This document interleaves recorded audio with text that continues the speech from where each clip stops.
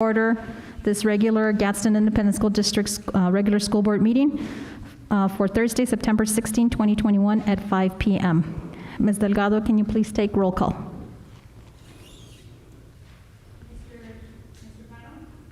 Present. Mr. Castillo? Present. Ms. Flores? Present. Ms. Rodriguez? Present. Ms. Viramontes? Present. Madam President, we have established quorum. Thank you, Ms. Delgado. Moving on to Pledge of Allegiance, please stand for the Pledge of Allegiance and the salute to the New Mexican flag.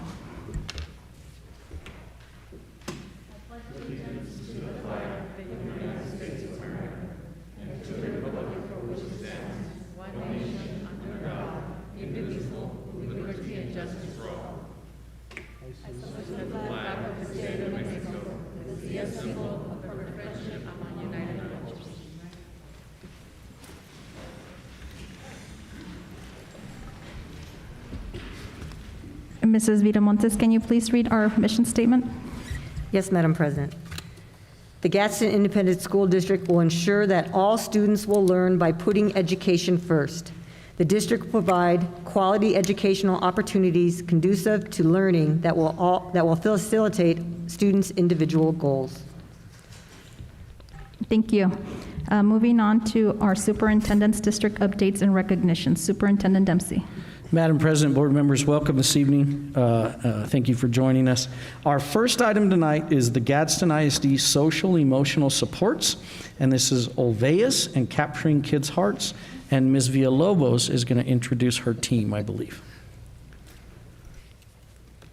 Good afternoon, Madam President, members of the board, Superintendent Dempsey. It is my honor, and I'm very happy to share with you that finally we are starting a very solid social-emotional learning program in our district. We have an amazing team. And I would like to introduce Ms. Tina Jaques to give you a presentation of what's happening in the district.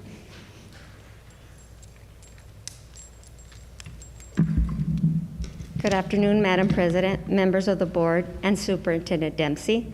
This evening, I would like to introduce to you the SEL program being implemented in our district. In our elementary schools, we have the Olveas program. It is a comprehensive approach that includes school-wide, classroom, individual, and community components. It focuses on the whole school environment.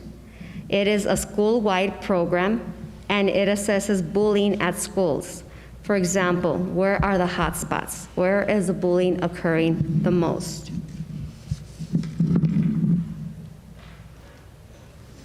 The program focus is long-term change that creates a safe and positive school climate. Our goal is to reduce and prevent bullying problems among school children. Our second goal is to improve peer relations at school. Main steps. BPCC members, which BPCC stands for Bullying Prevention Coordinating Committee. Each elementary school has a BPCC committee consisting of about 5 members. And the members get trained, and they in turn trained their staff at the elementary schools on a PD date this past July. The second step was a kickoff event that was done at the schools. Each school had a kickoff event. We have a couple schools that will be doing a kickoff event this month. And so we'll be sharing some pictures later on during the semester on the kickoff event. Third step was to implement the program at the school, including weekly classroom meetings. And these classroom meetings involved regular discussions about bullying or anything regarding SEL. Implementation also includes parental component, parent meetings, and ongoing communication with our parents. Each elementary school is provided with a consultant to support them at any of their needs. We have currently 10 consultants with our district, and they are the federal program social workers. This October, they will be doing a virtual training, continuing with Clemson University, and after a year of this training, they will be nationally certified as Olveus consultants and Olveus trainers.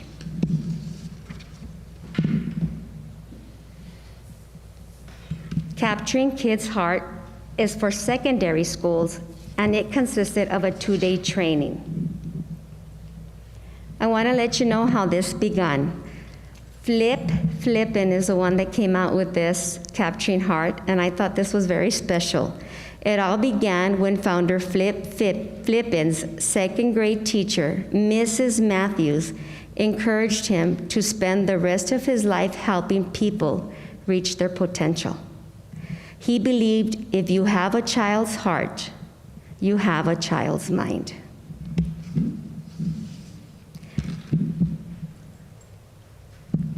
Capturing Kids' Hearts process focus on cultivating relational capacity, level of trust, and the safety between student and teacher. Student must feel safe and trust their teacher. It also involves improving school culture, providing a safe, supportive, encouraging, and challenging environment for our students and also for our staff. It's strengthening trust between students and teachers. It's building self-management classrooms, allow students to follow through all plans and complete assignments, and stay focused. It is about creating accountability, trusting your students and staff to do great work.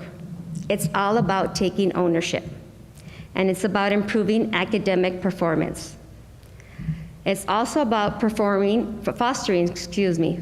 trauma-informed care. It's a layered approach to create an environment with clear behavioral expectations for everyone. It's about having open communication and sensitivity to the feelings and emotions of others.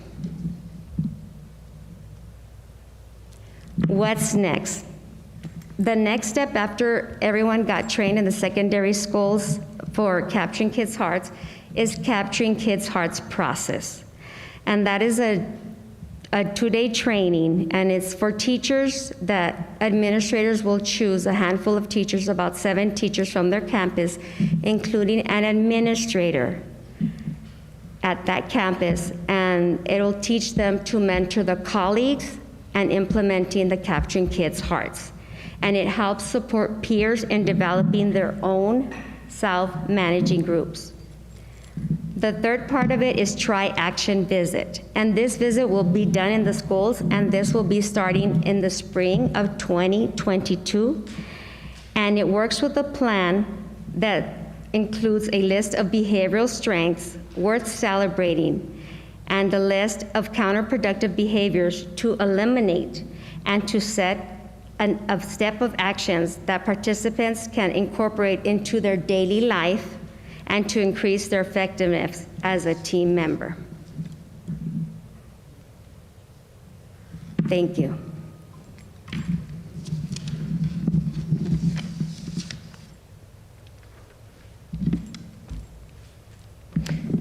Good evening, Madam President, members of the board, and Superintendent Dempsey. My name is Alma Forty, and I am the new lead counselor for the district. One of our board goals is to expand efforts to address the social and emotional needs of our stakeholders, our top stakeholders being our students.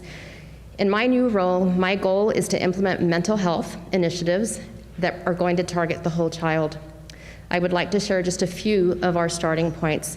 First one is that we've been in collaboration with the New Mexico Department of Health and are looking to implement a comprehensive mental health framework. This year, we solely are going to focus on building the foundation, getting to know who those stakeholders are going to be, and to identify the comprehensive team, not only at the district level, but also at the school level. Next, we are looking at assessing current and possibly implementing new policy on prevention in the areas of suicide, self-harm, and bullying, so that these processes align throughout the district from campus to campus, and that when we have a student who makes a suicide outcry, we are armed with the necessary tools to be able to support our students. Lastly, we've recently collaborated with the Unified Prevention Coalition, better known as UP, for Doña Ana County. They are going to be supporting us in implementing drug and alcohol prevention at middle and high schools. In closing, we know that the development of a positive mental health and socially and emotionally competent student improves their academic performance. I look forward to my role as the new lead counselor and leading those mental health initiatives. Thank you. Thank you. Questions? I want to tell the board, and I think I would emphasize that this is the first time in the 4 years I've been here that we have dedicated professionals who will spend all of their time focused on social emotional learning, and the experience that these two ladies bring to us is just phenomenal. And so I'm incredibly excited about the opportunities that our students are going to have, and I'm incredibly excited about the opportunities our staff. Now you may hear some this forces a little bit of change in some people's lives, and so you may hear some of that change. And for example, we really didn't probably in the past do a great job with some of our school counselors. And so now we have a team that's going to work with them directly. And so sometimes that change gets a little bit, different. We're not trying to change their whole world, and there's a lot they can teach us about their community, right?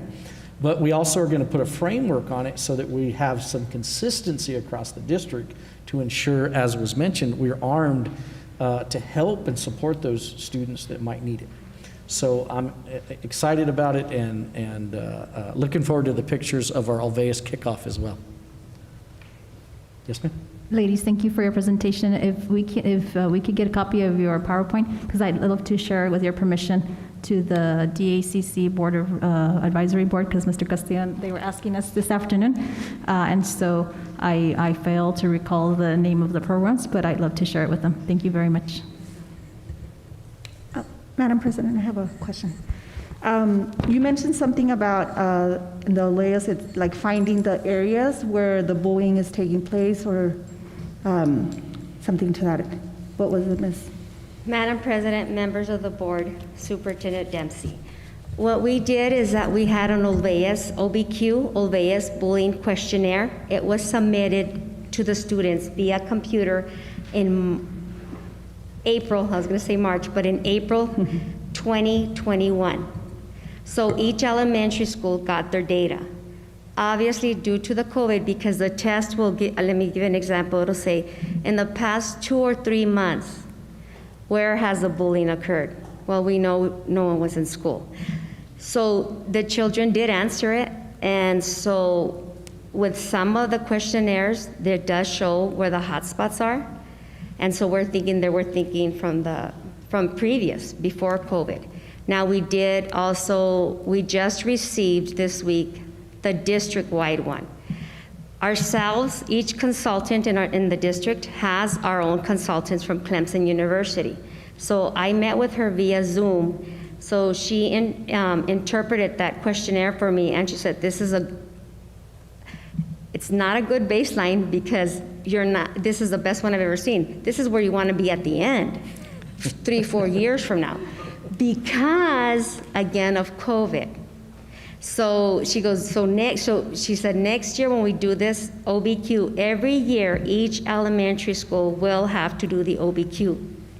And we're gonna do it again around April. We want to keep it around the same time every year.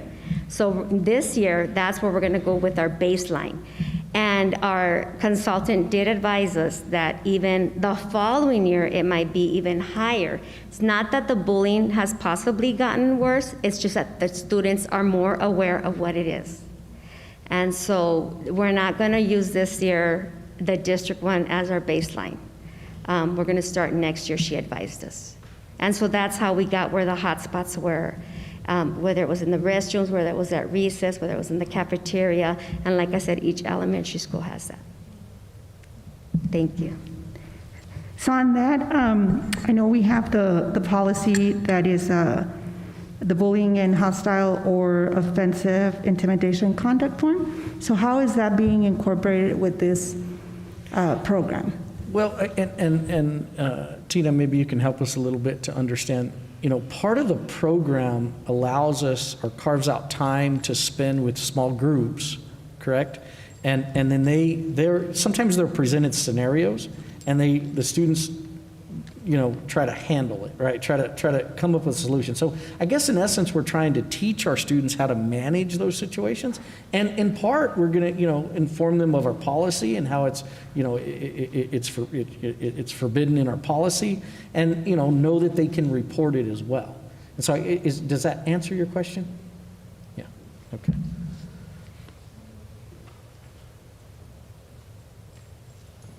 All right, terrific. Okay. Thank you, ladies. We really appreciate it. A great job. Thank you so much.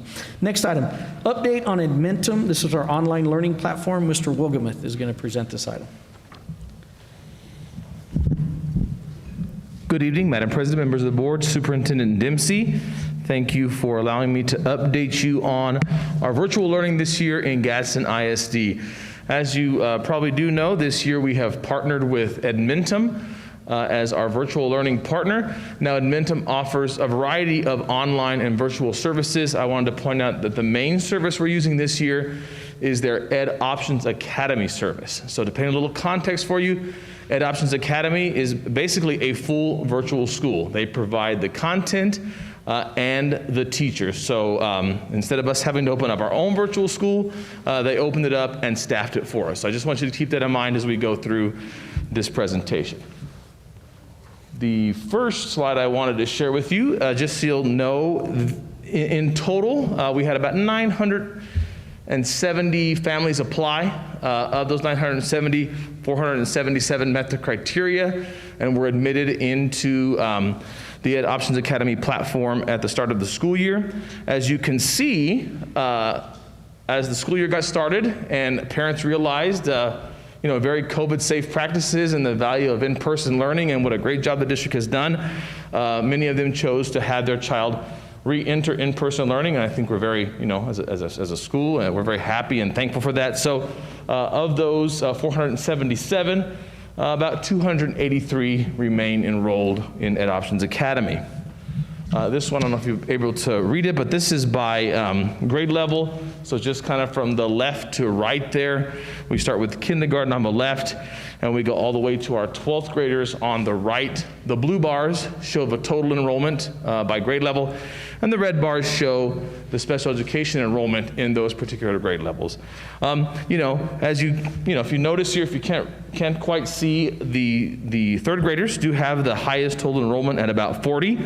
But our ninth graders have the lowest enrollment at 9. So as a former high school principal, I'm really glad to see that in that transition year, most of our ninth graders are there because they do need that. And also, please note we do have a pretty significant amount of kindergartners enrolled. I think some of those trends about the younger kids being a little bit higher in enrollment does have to do with the vaccine, is not quite available for those kids. So for the most part, our high school kids have the lower numbers. Our younger kids that maybe haven't had the opportunity to be vaccinated yet have a little bit of higher enrollment. So our current status, what we're currently doing, again, our kids are enrolled in the Ed Options Academy model. They've all been assigned a success coach here in our district. We're very fortunate that we've been able to have one of their homeschool campus counselors be their success coach, and the purpose of that success coach is to, follow up with them, make sure they're attending, make sure they're doing well, be a conduit of communication between the Ed Options Academy teacher and the homeschool. We have great district level support. Ms. Forty has been supporting our elementary counselors and families. Ms. Park has been supporting the high school counselors and families, and myself and Ms. Hernandez have been working with admissions and enrollment and supporting parents. They have robust parent and student success resources available virtually through Edmentum. We do have weekly meetings with GISD and our Edmentum staff. They've been great. And we actually received, yesterday, a visit from Edmentum's vice president and regional manager here to kind of check in on how they, how their service they were, how the status of the service they were providing for us. So that's what we're currently up to. Future opportunities with our investment and partnership with Edmentum are wide-ranging because, again, as I mentioned, they do offer more than just the Ed Options Academy, but that's a very powerful option that they offer. So For the rest of this school year, our vision is to continue with the kids that are currently enrolled in the Ed Options Academy, obviously to continue their services for them next semester.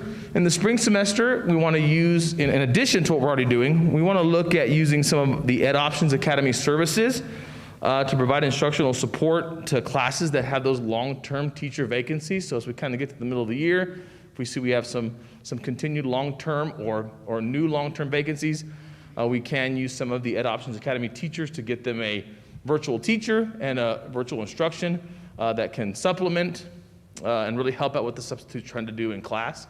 So that's a great option for the spring semester. Other great options with some of our Ed Options Academy services that we have is a full summer school support with some credit recovery options and some credit advancement options.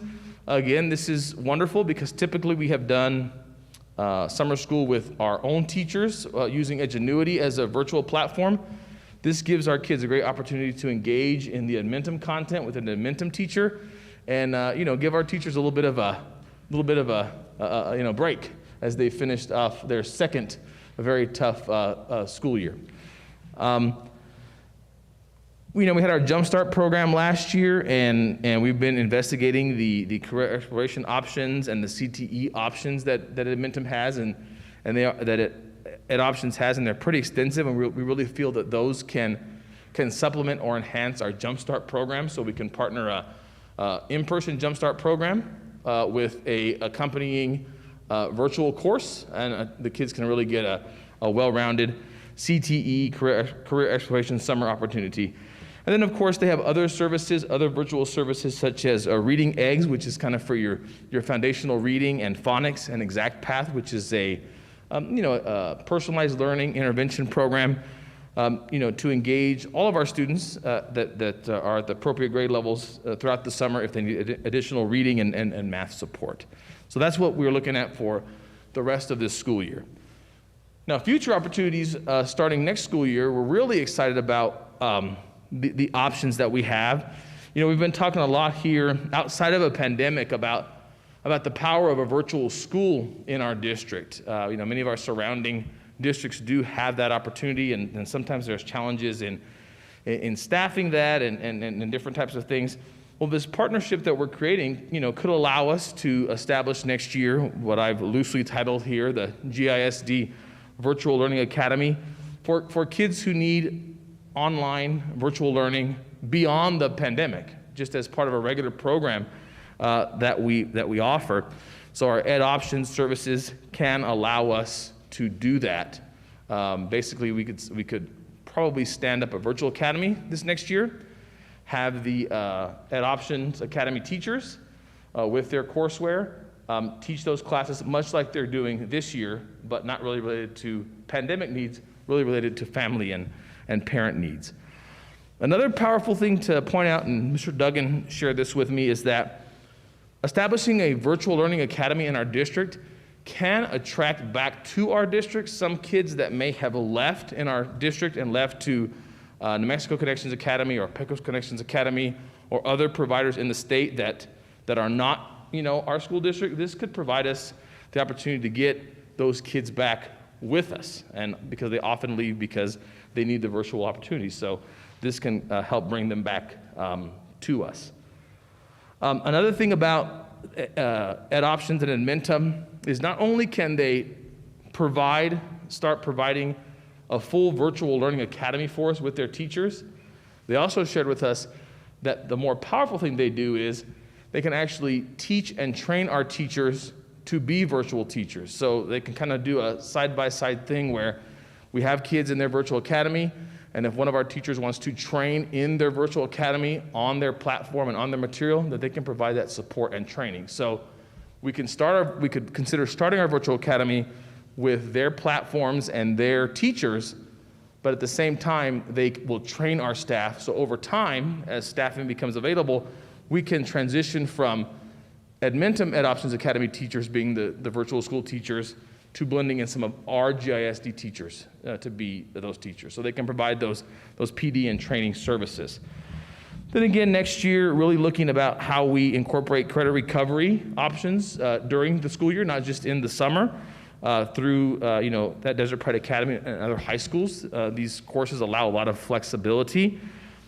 We could really use some of their Ed Options Academy services to supplement and support our CTE and our advanced placement programs, where we may have needs or holes in our district. If we can offer all the AP classes we like to offer at Chaparral High School, because we don't, we're short a few, we don't have a full class, or we don't have a teacher certified in that area yet, we can offer them an advanced placement class. They brought some of those into their system. We should be able to offer those. And along the same lines, they have a great set of virtual college exam prep courses for SAT, ACT, ASVAB, and Accuplacer. I know we've always been looking for opportunities for our kids to get involved in those, either as part of the school day or tied very particular to a class, and they have some really well built out courseware already available. And finally, additional opportunities that are available that we sort of have been brainstorming. We want to continue every summer to build on what we're doing with the virtual summer programs and summer program offerings through Admentum. We want to, again, like I mentioned, build the virtual teaching skills of all of our staff. And then to a point that our ladies talked about here, we had introduced to us yesterday, they do have a whole SEL virtual module that can be used K-12 as part of the Admentum catalog with base education. It's a CASEL approved, which is a national kind of SEL standard. So we can see how that may support our kids, maybe in a pilot fashion. And then really, I think as an academic services department, one thing we've really talked about is, we're really looking to make that a GISD Virtual Learning Academy a permanent fixture in our district. And we have an opportunity here with an investment and a partnership that we've made, to get that going and get our teachers the training and support. And then really, in 2 or 3 years, we've kind of crafted that GISD Virtual Academy to really tailor and meet the needs of our students. So that is our current status of virtual learning here in GISD. Thank you, Mr. Worgowitz. Questions?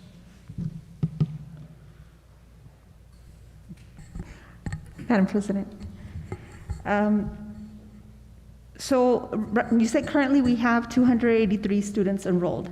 Yes, ma'am.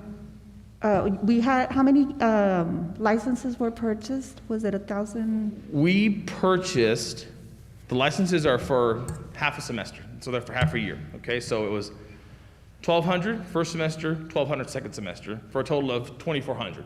But technically, 1,200, does that make sense? Yes. So if these kids when these kids continue, they'll have used up 283 first semester, 283 second semester, for a total of close to 600. Does that make sense? Yes. So in total, about 1,200 for 2 semesters. And so the ones that we have left over, will those roll over, or will we? Well, let me tell you, wonderfully enough, rollover minutes on a cell phone. We had a wonderful conversation with the Admentum people, and that's, I think we were really excited about this because we really felt, well, we've got this. It's a 1-year investment. They said, no. Let's come down and talk about how we can roll over and really, build a partnership that's going to extend beyond the pandemic to support the needs of your kids. And so certainly making sure that the current investment we've made can service these things that I've described. That's what we've really been discussing and focusing on. That's excellent. That's good to hear. And then the last thing you mentioned that there's a success coach at each campus, and it's the counselor that is the success coach. So if a parent has questions, they can address it with the counselor, or is it directly through Admentum? Madam President, members of the board, Superintendent Dempsey. So to be honest, we rolled this out pretty quick. It was a need that we put out pretty quick, and so our counselors really came on as full-time, as kind of a full-time success coach last week or week before. I think Ms. Forty was supporting that.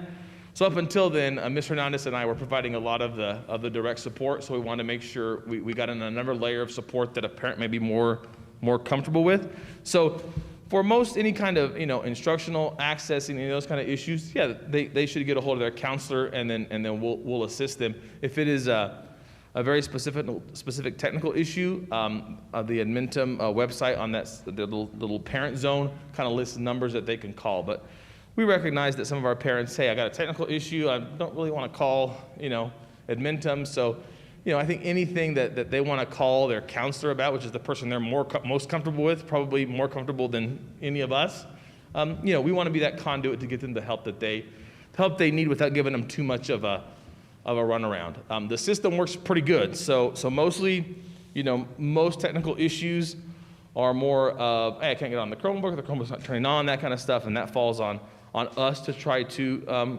solve. If there's issues in how the platform's loading, that might be something that Admentum needs to look in, but I'm going to refer to Ms. Forty. We don't receive too many issues where it's an Admentum end problem. It's just something that we need to support the families with. And I guess just one other one, sorry. No problem. Have we talked to any of the kids to see how they feel about the program? You know what? That is an excellent point, Ms. Rodriguez. At this point, we haven't taken an opportunity to do a survey on that. I think the feedback we received from parents is that, as Admentum did share in the orientation, virtual learning is different than remote learning. And I think a lot of them maybe didn't believe that in the first place. But very fortunately, the steps that the school district has taken to create a excellent in-person learning plan really, allowed those parents to say, okay, this is not what I thought it was, but it looks like everything is going really well over here, and feeling really, really comfortable to jump back into that in-person learning. But most certainly, Ms. Forty's here, and she's helping with the elementary, and Ms. Park is not here this evening. But that's certainly something we can look at as we get up on the 9 weeks to sort of ask the kids what they like and what they don't, what they don't like. But that's an excellent suggestion. Well, I just know that during the orientation, it looked very, very exciting. I mean, I was excited. Madam President, members of the Board, Superintendent Dempsey, I think the last thing I'll say is, it is an excellent product. It is an excellent virtual learning product, and its roots go way back. If we all remember, way back, Plato, the original kind of online learning or computer learning thing from the 60s. That's the roots of this company. So they really have vast experience, and listen, if we can use this to build a virtual academy that's going to support our families outside of a pandemic, that's an excellent win for our community. Thank you. Good. So when you say we have the possibility of one day, training our teachers to become part of that team, that we're not going to lose them, right? We would still be paying them. Madam President, members of the Board of Superintendents, they laid out some great training options, and Mr. Dempsey, correct me if I'm wrong, I thought I understood this. They said, we'll train your teacher for you and then return them to you. Like, it was almost like we'll train them kind of at no cost if they needed to take some time off or do it in the summer, or but they'd return them to us with the understanding that we just want to train your teacher, because their goal, I think, as an organization and a company, is to make sure that they provide virtual learning opportunities and virtual learning platforms that fit the varied needs of different schools. They're not in the business of taking kids away from you as a LEA or taking your teachers away. They're not, some of those private companies. Their goal is to partner with and keep those teachers and staff in your district. Now, I will say, just, I told Mr. Dempsey yesterday, we had a couple of employees that retired this year, great GISD employees that retired, and they picked up one of them, that retired to be one of our kindergarten teachers. And I think that's great for the kids around the country that are getting to experience this retired employee, and they had offered employment to another one of our retired employees as well, which I think speaks well to the skills that they, out of the pandemic last year, speaks well to the skills that they brought to that. So they're not interested in taking our teachers. So once they train our teachers, then we're no longer going to be using their platform. They would have trained us, and then we would have to create our own platform. No, Madam President, members of the Board, Superintendent Dempsey, we would continue to use what is in their secondary is called courseware, 6 through 12, and what is called Calvert Learning, K through 5. So we would continue to use their courseware, their platform, their student information system, except our teachers would teach the classes. And you could see a blend of, maybe the next 2 or 3 years. Okay, the Ed Options Academy Edmonton teachers are going to teach all the math and science, but we have a GISD teacher. Because of staffing, we freed up that FTE, and so now we have a GISD English teacher that can teach the English courses through the Ed Options Academy courseware. So I think it could be a blend as we move forward. Okay, and they started a week after GISD started, so I anticipate next week will be parent-teacher conferences. So, Madam President, members of the Board, Superintendent Dempsey, Ed Options, and I found the teachers very responsive through Ed Options Academy. They provide, and I'm going to get this wrong, they provide weekly progress reports to students, and I also believe they're required to then have a monthly personal contact with parents. I have to check on that, so they won't structure anything particular, but they have their procedure, whether it's the weekly progress reports and I believe the monthly personal contacts, where they have to get in contact via phone and contact via email in a dialogue about students' progress. They are very regular about sending out communications. Okay, and I have 2 more questions. Regarding our SPED LEA, so when kids that are receiving special education services, when an IEP comes around the corner, do we have LEA representation from our district? Madam President, members of the Board, Superintendent Dempsey, Randy's going to have to help me with this because I know we purchased some additional SPED services from Edmentum. We do have a success coach, a specialist assigned to each of our special education kids. And Mr. Rapinette, did they serve on, or is the teacher that we hired through Edmentum service? I can't recall. So Madam President, members of the Board, Superintendent Dempsey, for our students in special education, when we do an IEP meeting, we get input right now from the Edmentum staff, but they do not participate in the IEP. Thank you. Thank you. So, what other questions, ma'am? And then one last question, which kind of is tied with, I don't know if I should wait or ask it in letter C, which is the proficiency grading. So our Edmentum teachers, are we also implementing proficiency grading? Because if we're not, then I'm going to be the first ones to say that how can we be having our GISD students being graded on a proficiency scale and these other individuals are not? And so then we're going to hear from parents that have seniors, well, it's not inequitable. At that point, it's not equitable, having grading our students in 2 different scales. Madam President, members of the Board, Superintendent Dempsey, so the Ed Options Academy teachers, when you read their literature and their expectation is to reteach to mastery, to really kind of have a zero is preventable approach.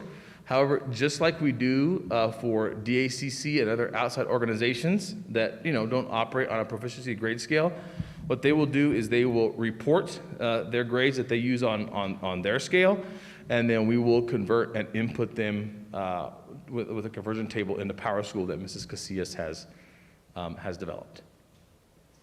So that is, I guess, I don't fully quite understand that, because it's still in my brain. I'm thinking, how is that fair? So if I have a child attending GISD in person, and then I have another student, let's say seniors, okay? And so, you know how, especially the top 10, they're competing for that number 1 spot, number 2, blah, blah, blah. How is that fair? I still don't get it. And this, how can we, I just don't get it, because while I support proficiency grading in the district, I just don't get how that's going to be fair for, especially secondary, when we're talking about graduation. Yeah. Well, again, Madam President, members of the Board, Superintendent Dempsey, and I don't know if the superintendent has anything to add. We always receive grades from other districts, from other organizations that are different than a proficiency scale. And so, we're always committed to converting those.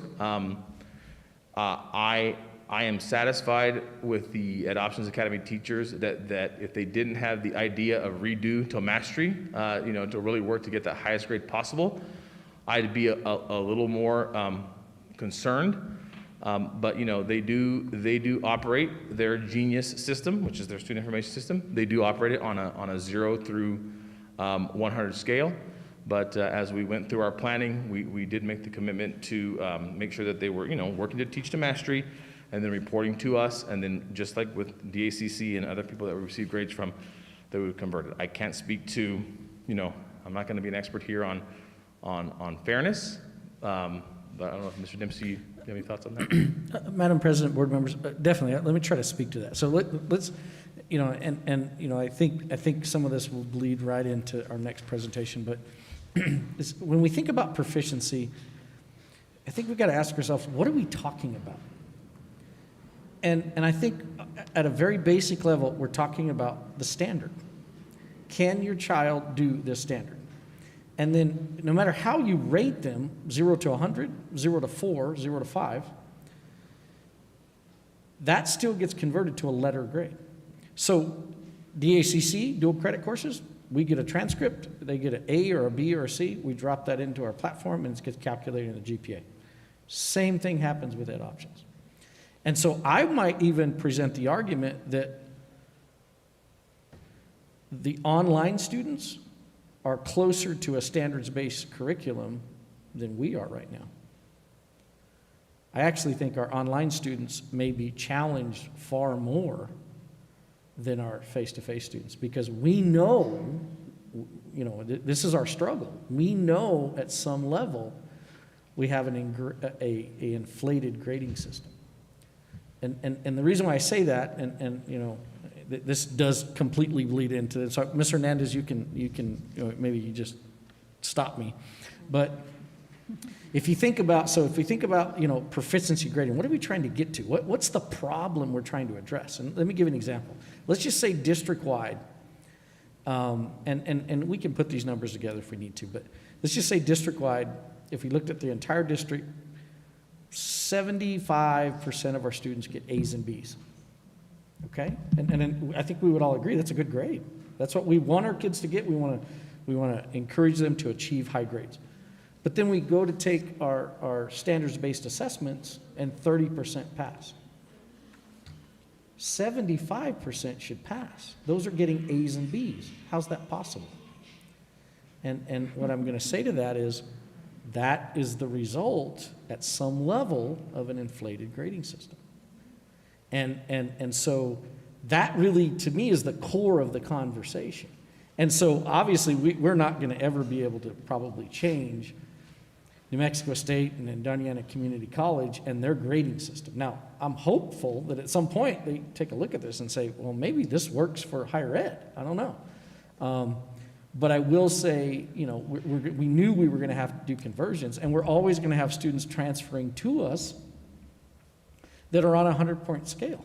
But in the end, it's a grade and a transcript. It's a letter grade, which is why it's so important, I think, because that letter communicates something to parents. And I think we need to increase some value to what it communicates, I guess is what I'm trying to say. So when you see an A on a transcript from Gadsden, that's an A. That's an advanced student. That student has a skill set that they can do these specific things. And so I guess that's my answer. That's a long ways around it, I guess. So as long as that Mentum is, in fact, whether we're using synonyms to describe proficiency grading or mastery grading, I think is what you referred to it, then I would be okay with that. So if they're willing to help us develop our own virtual learners, can we work also with them, since you're of the opinion that they're more advanced, to reach out to them so they can also help us, all of us, as we work towards what might be an interesting thing to do, let me throw this at the board, and Madam President, I don't mean to interrupt, I apologize. What we might do is when we get to our state testing, maybe we compare how our students that are online are performing versus the ones not online. And that might be a judge to say who's closer to the standards we're looking for. And Madam President, members of the Board, Superintendent, to that point, I think that's an excellent point that Mr. Dempsey made and what you brought up, whatever we're calling it. And I'm just going to give one anecdotal thought that I thought of after I sat down relative to that, to our employee that, retired from here, long-time employee who is now working with them. And the comment from that individual was, this is no joke. She texted me, this is no joke. These units are very standard aligned, they're very standards driven. And that was something as somebody who had been teaching here struck her, which they can tell, Admentum can tell me everything they want to tell us in a brochure on their website and and when they're trying to sell us something.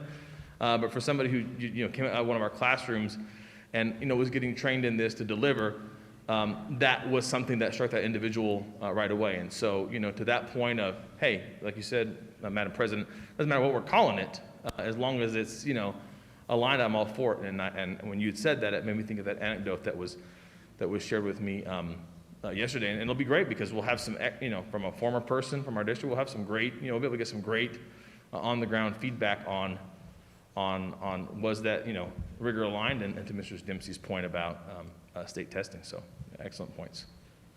And then just my last question is just because I don't remember if I asked this in the past. So our kiddos that are attending Adventum, middle school, high school, they still get to participate in sports and even clubs and stuff like that. It's just that they have to provide their own transportation, et cetera. Madam President, members of the Board, Superintendent Dempsey, yes, after school, they're allowed to participate in activities. Okay, thank you, sir. Thank you. Madam President, can I Yes, ask a ma'am. question? Go ahead. Sorry, going back to Amentum, I'm sorry, I don't want to jump ahead because your conversation will be another whole hour. With the Amentum, you said we had 1,200 for one semester and 1,200 for another. So how are we, if kids want to apply for the next semester, can they do that? I mean, how are we doing that? Because you have these openings, and so is it by semester? And then how are the transition? Can they leave Amentum and come to the school? How do we handle that? Madam President, members of the Board, Superintendent Dempsey, so, like right now, if a student, at a principal recommendation, if a student wants to leave Admentum right now and come back to the regular classroom, I think, again, we want to support them with what's best for them coming in. We kind of look at that as sort of, transfer from another school, kind of grades in progress type of situation. If a student wants to pick up an Admentum course at semester, that's not going to be an issue because starting an Admentum course, because do them kind of by semester. Now, elementary is a little different. I'll have to look into it, but especially with the secondary courses, they're pacing for the course. Everything's paced out by week. Restarts it's kind of on about an 18-week time frame. Now, you can do it in more time or you can do it in less time, but we're trying to stick to our 18-week time frame. So if a student and family needs to, really kind of pandemic or other pandemic-related items needs to drop into Admentum at semester, especially at the secondary level, we would look to, transcript that first semester GISD grade and then, drop them into a part B of all their courses on Admentum and then transcript that as a B. There might be a little research I'll have to do relative to how that might work for an elementary kid because things are kind of paced out purposely on Admentum where you just can't, if a kid wanted to start on Admentum now, like a secondary kid, right, they wouldn't be able to really, hey, just drop me into the middle of the course, right? The expectation is you're going to need to take all the content. Now, they set it up where you can test out of the content maybe you learned in school, but they don't want to just say, oh, well, you're dropping in with us and you're going to get the, you just finished with us for these 9 weeks. They want to make sure, hey, if you're dropping in with us, we need to assess that you already know what you're supposed to know. So they really want to make sure you finish all the content you weren't able to test out of. So it's easier to start at a semester instead of But that being said, is their high school done by semester or they do a year long like two of our high schools do? So the courses they offer are by semester, A, B. How we choose to transcript those, we have some flexibility. We have some flexibility in that. And at that point, Ms. Vermontes, we have some of these kids that are short half a credit or come to us with half a credit from other places. It's a great opportunity to give them those half credits instead of having to do the whole thing. So, I think coming up at semester, what we're going to see with some of these second semester uses of our licenses, it'll be continuing of the kids that are there, I don't believe by the time we get to January with the increased access to vaccine for all, for all levels, Fingers crossed. I don't believe that we'll see, many more pandemic-related requests. I believe our requests will be related more to, boy, this teacher just resigned here at Gadsden Middle School, and we don't have a science teacher, and we don't have a chance of finding one in the next 5 or 6 weeks. Having those ed options licenses to provide a courseware and teacher to support that for those kids is a much greater option than just, hey, here's the substitute, and let's try to work as a, Another to question. the lessons. So I get that. Another question I have, we are talking about end of the year test. Do they do short cycles? So do they do, what do you call it? Interim. You know how we do the different programs testing to see where they're at? We do it now. Right. So we Just have totally lost invited in my we have head. invited them all So do they in. do that too there? Because that's also to tell you where. Madam President, members of the board, Superintendent Dempsey, we have invited them to Short cycle participate. We have invited the parents to participate in our interim assessments in person. But a good point, they don't have separate interim assessments. I'm gonna have to, and that's excellent. I'm glad you brought that up. I'm gonna have to check at the secondary level relative to some of those interims, how our kids are participating, and if they haven't had the opportunity to participate because they're just beginning now, I need to make sure that they do get the chance to participate. So that's an excellent point for you. Well, because I know in bring up. elementary school, I think they're constantly taking short Right. cycle assessments Right. on, and so that's where teachers can kind of see where Correct. they need to be, and so I'm seeing if they do that also. I do think the college prep is an excellent program because it's something we've talked about for a while, and if we can offer it to students to come maybe in a zero period or something to help them get college prep and do it as a semester. CTE, I'm a little harder on that one because, I mean, there's not a lot of, depending on the CTE program, I think that was one of the problems being in the pandemic was some of the CTEs, you're going to do, mechanics, you can't really do them online as you do need, and so that one, I guess maybe it's a prep to see maybe an area they want to go to. Is that kind of what it's about? Kind of almost like a career cruising type thing? Madam President, members of the board, Superintendent Dempsey, there's some great foundational courses in there. I mean, I was kind of looking through one of their expanded catalogs, and there was some great introductory courses to other areas that we don't really, have a lot of access to. Right. That it might just spark somebody's interest. Right. To do something in college that they never thought of. Even though, obviously in the upper level courses, you might not want to, but I think an exploratory manner is a good use of those opportunities. I mean, there's lots of other questions I could have, but I think as we see it roll out and see how things go, there's different ways we can go. There's some things that we could already do already without them, AP classes or things online, we could do them through the state. So we don't need to reinvent the wheel sometimes, but if they can give us something that they can't, I think it's a great opportunity. Thank you. Thank you, Mr. Wardwith. Our next item is our proficiency grading scale implementation process, and Ms. Hernandez is going to present this item. Good afternoon, Madam President, members of the board, and Superintendent Dempsey.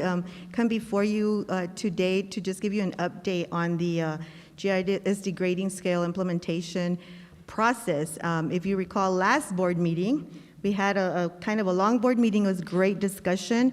We took a lot of pieces that came out of that meeting, last board meeting. So this was the overview of the board meeting. Oh, I'm glad I brought my glasses. And it was just, in the first part, it was mostly about the way we implemented and those pieces. And during the conversation, there was some concerns in regards to maybe the implementation piece. It was not perfect. We knew it was not perfect. So I'm not going to read each piece. This is on the actual presentation that we did that one day. Unless we talked about how we started the discussion, about how we had some of the meetings, how we brought it back to the schools, we brought it back to the principals, brought it down to the district coaches, brought it down to the coaches, and then to the PLC level.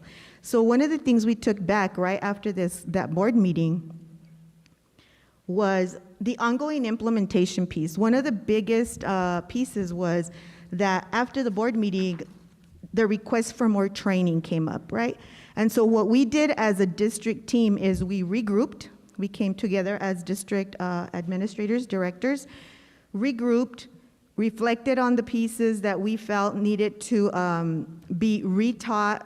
We had some gaps in certain areas. And so what we did is we started just kind of road mapping our way back. We backtracked a little bit just to make sure that we were able to hit all the pieces that we needed. So as you can see, the next Tuesday we met, district leadership met that Friday, like right away, because we had quite a bit of concerns at board meeting. If I recall, we had a student also post something about the misconceptions that we had. So we tried to address those pieces. Then the next thing we did was meet with our instructional coaches that Tuesday. Again, regrouped with them, tightened up the type of training that we might need using the feedback that was provided to us. The next piece was that one of the requests was that we do a Google Meet with our parents, our staff, and our students. So we were able to do that piece almost immediately. Also, I believe it was that Wednesday, Thursday, and Friday, or Tuesday, Wednesday, and Thursday as well. So we were able to do that piece. The next piece we did was, I want to really thank our principals because they really took it back to their campuses. Many of them had their coffee with the principals. They started working, if you can see, the campus meetings were ongoing PLCs using the new grading scale. So the instructional coaches and administrators started working more closely with individual staff, because as we got some of the calls and concerns, and I want to thank the board members who had parents contact them and you referred them to us, because really we are the ones who could help them. Our administrators took it upon themselves to hold their meetings and then individually work with parents that reached out for help. I do wish that more of our parents would contact us or contact the schools, individually, because they are getting the support. Our staff, we had some staff members who were a little bit iffy on some of the pieces, but I think that our campuses are doing a great job. Our instructional coaches and our administrators started working with individual teachers. As the concerns came in, we could see trends maybe and particular teachers. And what I was really happy about is that a lot of it was just misunderstandings, right? So we're getting ready to the administrators working closely with their staff. And then we continue to have ongoing support from our staff as well. Our directors will go out and meet with teachers, principals, whoever asks us for help. We do need for people to reach out to us if they need help. We can't help you if we don't know if you need the help, right? And so we're really trying to work hard on that piece at our level. One of the other pieces that we heard was that there needed to be some training on rubric development. And so what we've done is where we're going to partner, we've already met with the Marzano group, so we'll be using Robert Marzano's PD development pieces. We're reviewing some of our quotes with them, our needs, what kind of training we would need, how much it would cost, all those pieces, because I think that was one of the biggest pieces that we found, is that our teachers do know how to use our proficiency grading scale. I think the difficulty is in expressing to a parent how we got to that grade. And so we want to make sure, as we talk to more teachers and parents, that's what we were, that's kind of a trend that came out. And so some of the pieces that are going to be happening here is the highest investment. The Marzano partnership will be a 3-year partnership. We're hoping to start hopefully soon in October if we're able to. And just really talking about the critical components and standards and building the rubrics. Our instructional coaches are also starting to work. For example, I believe tomorrow they've asked the group if they're able to meet. So one of the requests was that we could start developing rubrics as a district, right? And so that's something we're also going to start working on in that respect. It is going to take us some time because I know that the year just started, but if you would just see our PD calendar, we have like one day in December, so we're going to have some creative ideas. And I really want to thank our parents, because I think some of it's really fear of the unknown, and after having those conversations with specific people and talking to them, and like one parent told me, I don't like it, but I understand it, right? And it's hard. It's a shift in our thinking. It's a shift in the way we see a B, which, a 3 is proficient, not a B. And so little explanations, for example, and you all hear this, my student got all the problems correct and they didn't get an A, right? And so once I explained to the parent, I actually showed her, this is your standard.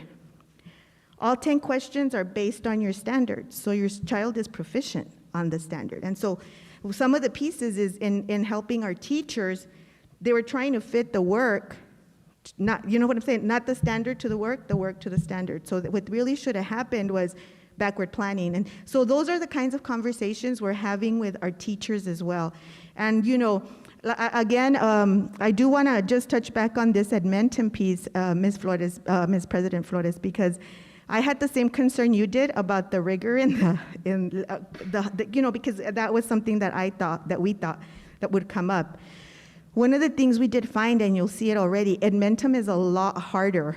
That's why so many students have gone back to campus, because the parents said, my child is really struggling with the content because it's at the grade level. And so it's been very interesting, but they do, that's something that we will be monitoring, like Mr. Dempsey said, as we do our beginning of year data, our middle of year data.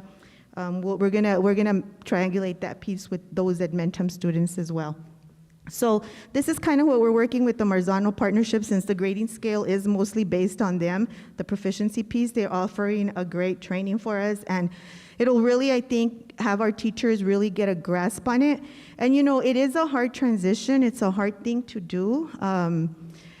We knew the implementation piece would be a little rough, but it's really what's best for our students. Ms. Flores, President Flores, in the last board meeting, you had asked for some information in regards to how many of the students are in intervention, right? I mean, in remedial coursework at the college level. It was very hard to get our district data from NMSU. They have not responded. I had Mr. Encina look for it, Ms. Park, everybody's looking for it.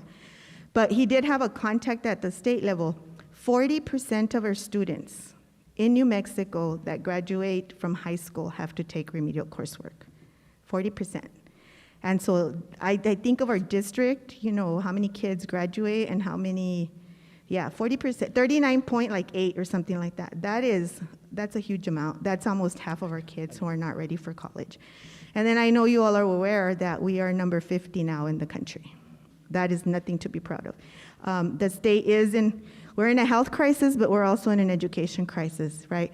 And so one of my last slide, and then we can go to questions about this. We met in the superintendent meeting, and it was very interesting because it's all the superintendents from all of the districts in the state.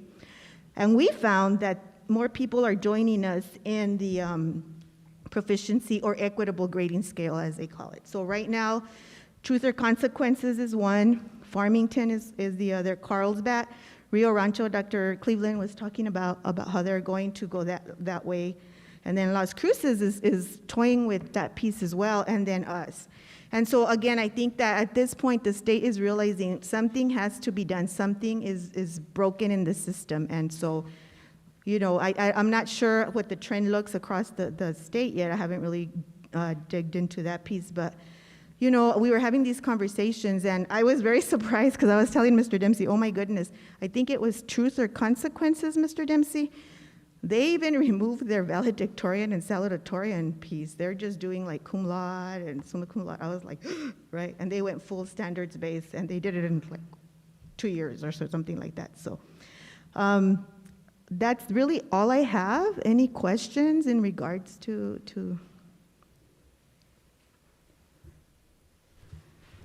Madam President. So I think that more than it's not a question. I think it was just a matter of, or it's a matter of executing this correctly, right? And for it to be intentional. And we also, I think the teachers and the parents and the students, we all need to be very reflective on what is happening, right? And not losing the focus on what at the end of the tunnel, all we want is for the kids to succeed. Yes. And so, especially we know that, like you were saying, the state is 50th. And so as a parent, I feel that this is an opportunity for us to grow and to really prepare our children, right? And so one thing that I've been reflecting a lot as a parent is saying that many times we focus those A's, as like it defines our child. Yes. And realistically, I feel that more than that A, we need to really, really pay attention to where is my child? How proficient is he?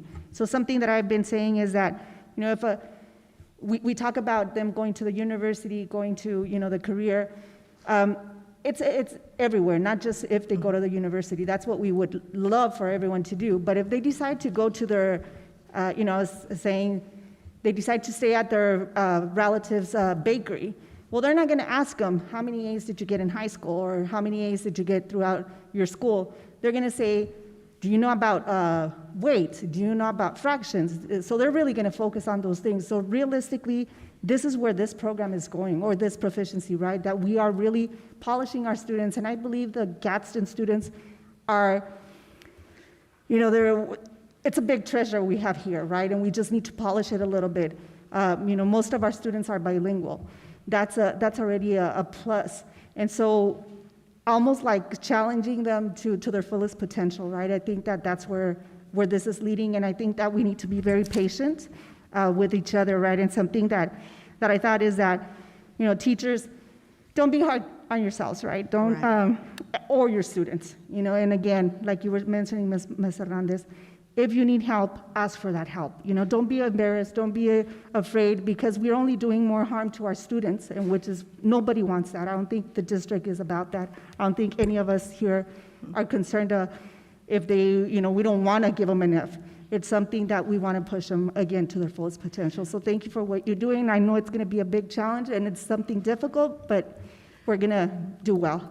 Yeah, and Madam President, members of the boards, and Superintendent Dempsey, one of the things that we found, and is like our parents, I had spoken to one, and there's a lot of people on the campus that can support them. Ms. Forty and her team, the counselors are trained. If they don't want to go to like the administrator or the counselor, there's the AP.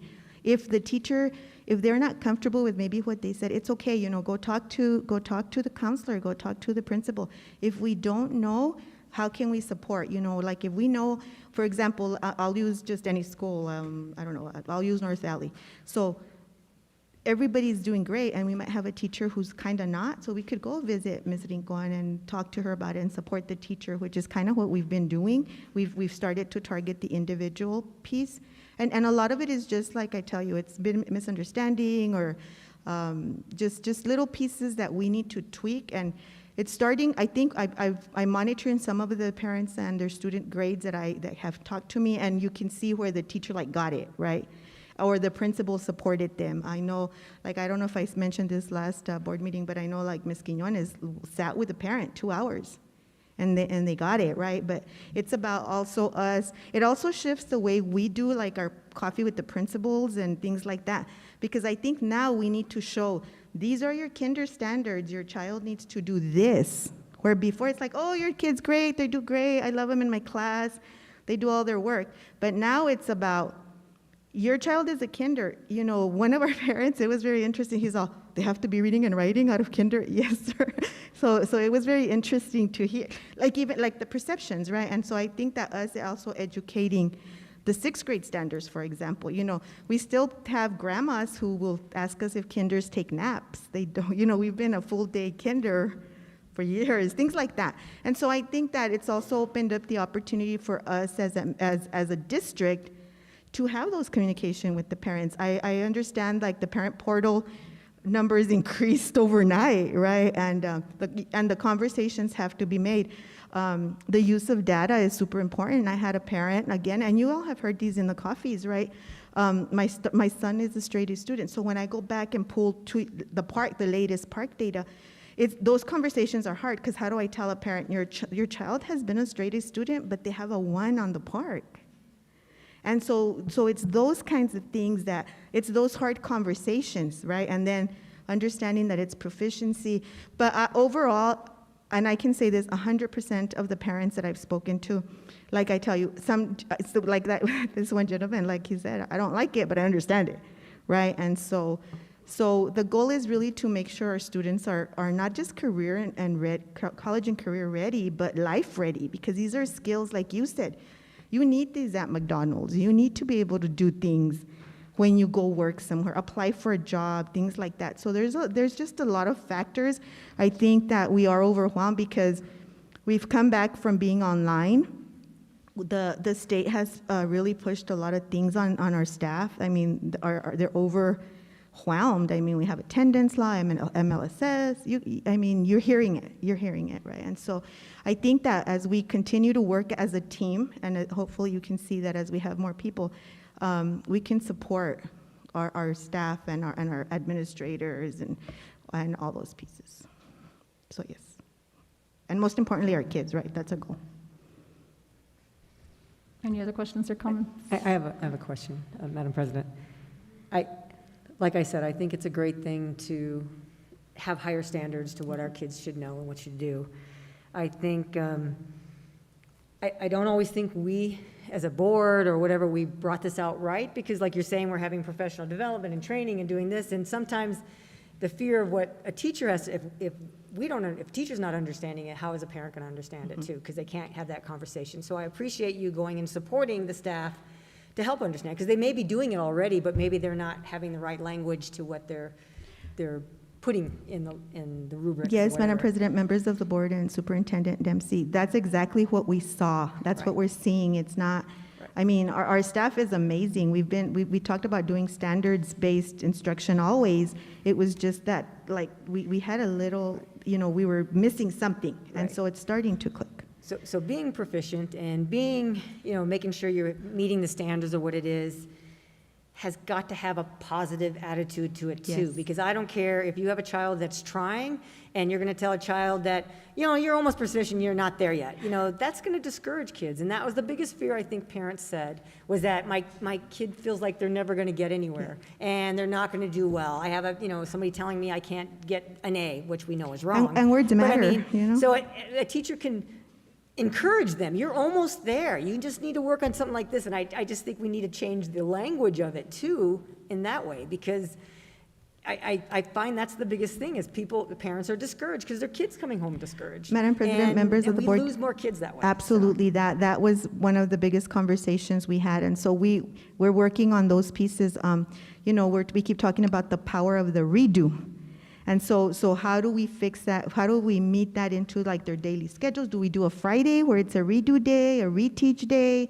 And so our administrators are working very hard with our parents and with our students. We still have, I'm not saying that this is fully implemented. We still have a lot of little pieces that we're working on. But, I think that if we, like you said, if we stay positive, keep supporting, they call us, they email us. And I think that on our end, it's very important that we communicate with the parent. If they call me, I'll call you right back, right? We got to fix this piece for them or just alleviate some of those fears. And then I can contact an administrator, a teacher, sometimes it's a coach that the coach, And so we really think that building the capacity within our instructional coaches will support more since they spend more of their time with our teachers in professional development or PLC. So we are, like I tell you, there's a lot of stuff coming that's going to support, and we backtracked a little so that we could be a little slower. Thank you. May I? Okay, so I want to thank you. I have questions. No se vaya. I really want to thank you and your team, Mr. Dempsey, and all the administrators and teachers because, so this is a quote from Thomas Edison that says, "Our greatest weakness lies in giving up. The most certain way to succeed is always to try just one more time." And so I really appreciate that you guys, that we're all, I'm going to say you guys, we recognize, and I want to apologize on the behalf of the board and the rollout, we own it, all of us own it. No, we own it too. We own it, and we're going to move forward because, like our mission says, all students will learn. And because we believe that, I think we believe as educators, as staff members of GISD, as a family of GISD, we are literally all learners. So I appreciate that. So here goes my questions. Okay, no, go ahead. So I appreciate you answered some of my questions as far as, your training instructional specialists and instructional coaches, administrators, and then it's going to trickle down to our colleagues, our teachers. And so So with that being said, I know high school is not going to have parent-teacher conference, but our elementaries are on Friday. So with that being said, or maybe I misunderstood, but if a teacher does not feel comfortable when a parent asks, because they're going to have parent-teacher conference, and if the parent asks, can you please explain to me the proficiency grading scale? I would hope that we have grace and patience with them and not to crucify them. And if that person, if it was me and I did not feel that I could articulate, that I can confide in my administrator and somebody and a team member to help me, because I don't want to continue to spread misinformation. And that's the thing is, yesterday at the coffee with the superintendent, it seems like a parent had communicated that the misinformation continues. And yes, it's frustrating to hear that. And, I've been asking myself, and I'm pretty sure you've been asking yourself, well, how do we put a stop to that? And so I think we have to have confidence in one another and trust one another and have grace and patience that, just like the kids, I might not be proficient in communicating the proficiency grading scale, but hey, my next door neighbor can help me. Yes. And are we ready to do that at parent-teacher conferences that we have, when they're asked? Yeah, what Madam are we going to do with President, that? members of the board, Superintendent Dempsey, absolutely, that's what we're there for, and talking about yesterday, because I saw those misconceptions, and I do want the board to know that I have not received an email from any of those parents, and so I was trying to find some of the names so that I could call, but I couldn't. Two of the parents weren't on our piece. But if we have parents listening, please call your school or call us, we're here to support you, and no question is. Do you know what I'm saying? So it's also I can't help you if you don't call us, right? And so I want to make sure that we don't have those misconceptions, so that we're able to explain it to them. And so I even told Mr. Dempsey, I've been waiting all day because I really like this piece, believe it or not, as contentious as it may be, because it's good for kids. And I think that when we're explaining it, and those of us who really believe in this piece, our passion comes out with it. So the parent is like, oh, okay, I get it, right? And so those are just, again, I think Ms. Rodriguez always says, please, parents, right? Please, go to the coffees, ask the questions, call us, call the school. That's what we're there for. Yeah, and I would just ask my colleagues that are listening through YouTube, as a teacher myself, is please, yes. If you don't know, it's okay. It's okay to say, I don't know, get help. And that's what counts, because as a parent, I would rather hear, and for everybody, even if it's an administrator, if you're still not comfortable, or a counselor, ask for help. And that's one of the reasons, like you said, Madam Flores, Madam President, that we want to make sure our team sat back, and like you said, we thought about the rollout and all, and then we backtracked. Okay, so then, fortunately, we're blessed with the principals we have, because these guys took it right back to their campuses and started, and I do want to congratulate or shout out to some schools, and some teachers have it down. And they're supporting their colleagues, and they're working in the PLC. And so it's really reshaped the way we do professional learning communities in our schools as well, because now there's a lot of good things that have come out of it. The problem is, because right now it feels like the end of the school year, just because there's so much with the COVID and the quarantines and all these things. And so yes, but our goal is to please reach out, and if that's why we've decided to start again retraining, so that everybody gets kind of the same thing. But I think through the Marzano piece, that's really going to support the staff. Okay, and I'll conclude by making two more comments. Is that I'm grateful to hear it came out of your words that there are successful schools, successful teachers. I would ask that please, let's not work no more in silos of success. Because we're a family, guys. We have to stop competing against one another. Yeah. We have to work together for our kids. Okay? Sorry. Thank you. Okay, Any more and questions? then one more thing is regarding this is, I want to encourage parents out there that are listening, if we have them here present or on YouTube, is really, I challenge you, because I'm challenging myself as a parent, not to ask my Ethan, stop comparing him with the older one, and stop, and ask him, are you learning versus are you giving me A's and B's? Are you really truly learning? So, thank you very much. Thank you. Madam President, I got a question. That's real unlike me, huh? I know what. So the rubric came up, and India's early childhood. I asked her, what's a rubric? Is it the square? No, mija, please. So she explained it to me, and I'm cool with that. But I talked to another teacher, and they asked me, their comment was, we don't need a rubric for everything. Okay, so then, but in the past couple of presentations, you've thrown it out. So I just wanted to make sure, because this teacher said, they throw it out like, everything. I think in one of the last presentations or last week, that somebody mentioned that there's this one teacher that, working midnight because they're trying to get a rubric for everything they're doing. So, again, I just... Madam President, members of the board and Superintendent Dempsey, Mr. Castillo, you are completely correct on that. The reason we threw out the rubric piece so much was because in the beginning there was so much confusion. But teachers who know their standards, for example, can tell a parent, your kiddo needs to do this. This is your proficiency, right? And they don't really have to do the 0, the 1, the 2. We want you to be here, and then to be advanced, we want you to be here. And so, yes, I am the one who did say a lot of the rubric piece. But rubrics can look different.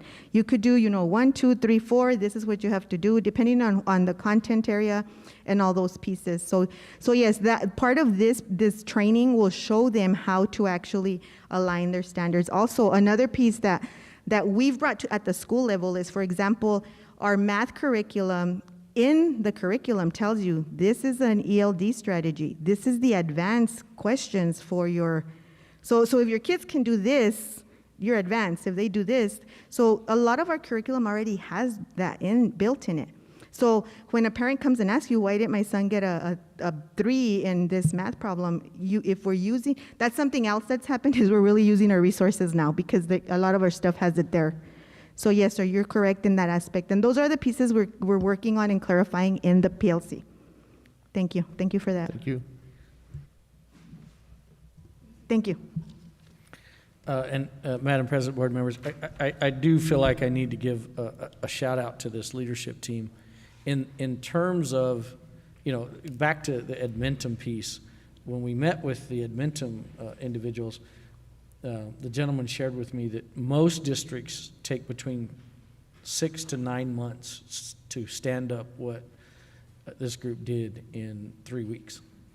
And they're literally want to use us as a model because what they feel like is you sent us the kids that could be successful. And that criteria that we talked about, so I'll back up to that criteria. That was a real important component to ensure success. And so I appreciate them. Now, that's not to say, and I think it was said here, we didn't do this rollout correctly. And we own that. I own that. The one thing you're going to see about this team, it's like, it's like kind of like driving cars. You can drive a normal car, but then you get a chance to drive a car with a turbo, and you just want to use that turbo all the time, right? And we use the turbo. This team uses the turbo all the time. Well, when we do that, sometimes we miss people, and we missed some people. And that was a mistake on our part. So we learned our lesson, and I will guarantee as a group, we were just talking about it today, is we used an example.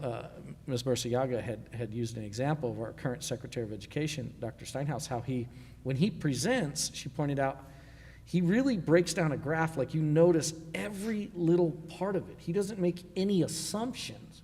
And I think that's a mistake we made, is we made some assumptions, and we moved from where we thought everybody was. And so the way we will operate from this point forward is no assumptions. And then we bring everybody with us. Now, to your point, Ms. Flores, I love what you said about let's build on each other. Let's be a team. Let's work together. So, and I know we have principals with us. Don't wait till the angry parent calls you.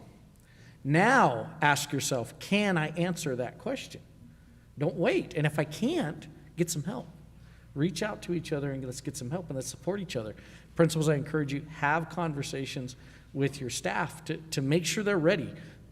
I think that's a great learning opportunity to say, throw some scenarios at them. What if a parent asked you this, right?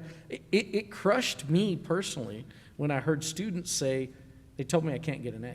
I do not want our kids to feel that. I want our kids to shoot for the top, always.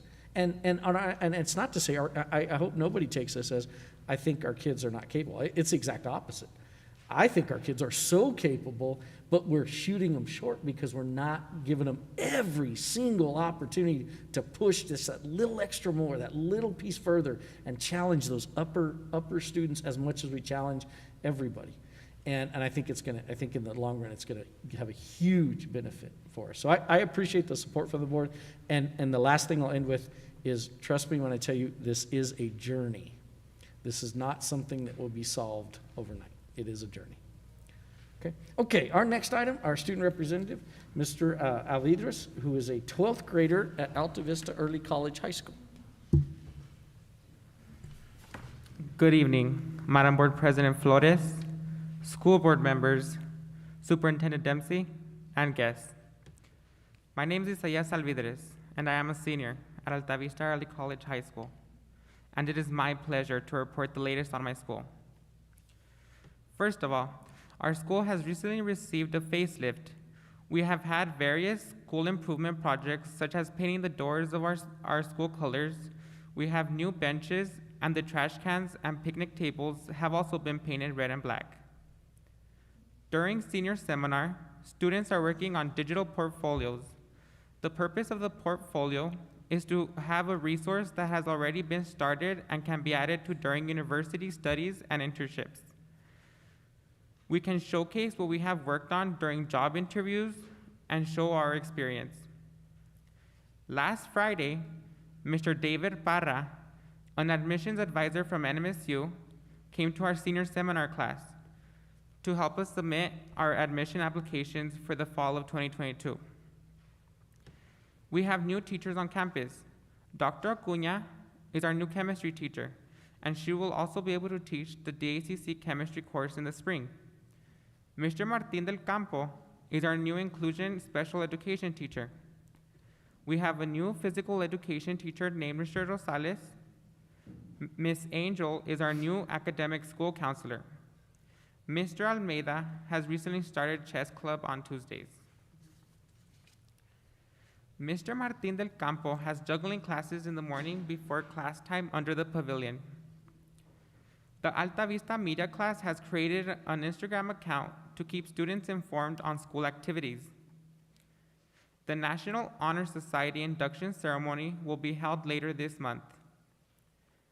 Some seniors are applying for the Gates Scholarship with the help of Miss Angel and Miss De La Garza.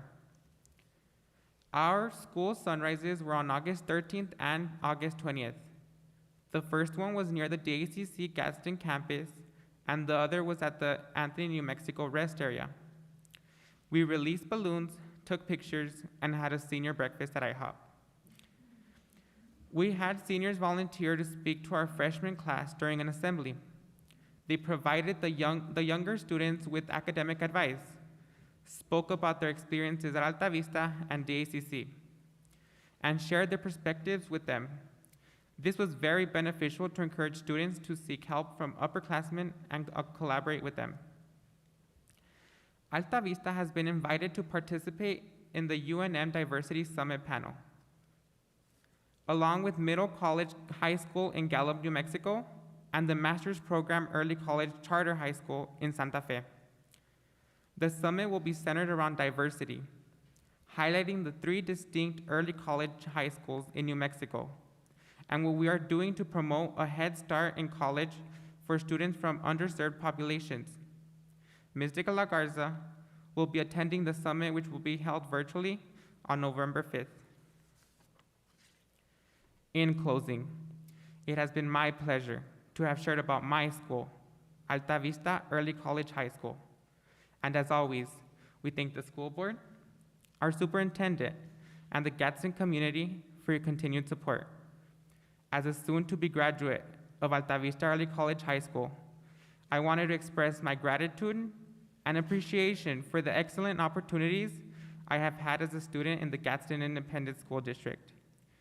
The college experience I have gained since my sophomore year will allow me to continue my pursuit of higher education in the field of chemistry. I hope to be accepted into the BA-MD program at UNM and continue my education in New Mexico. Thank you once again for your continued support.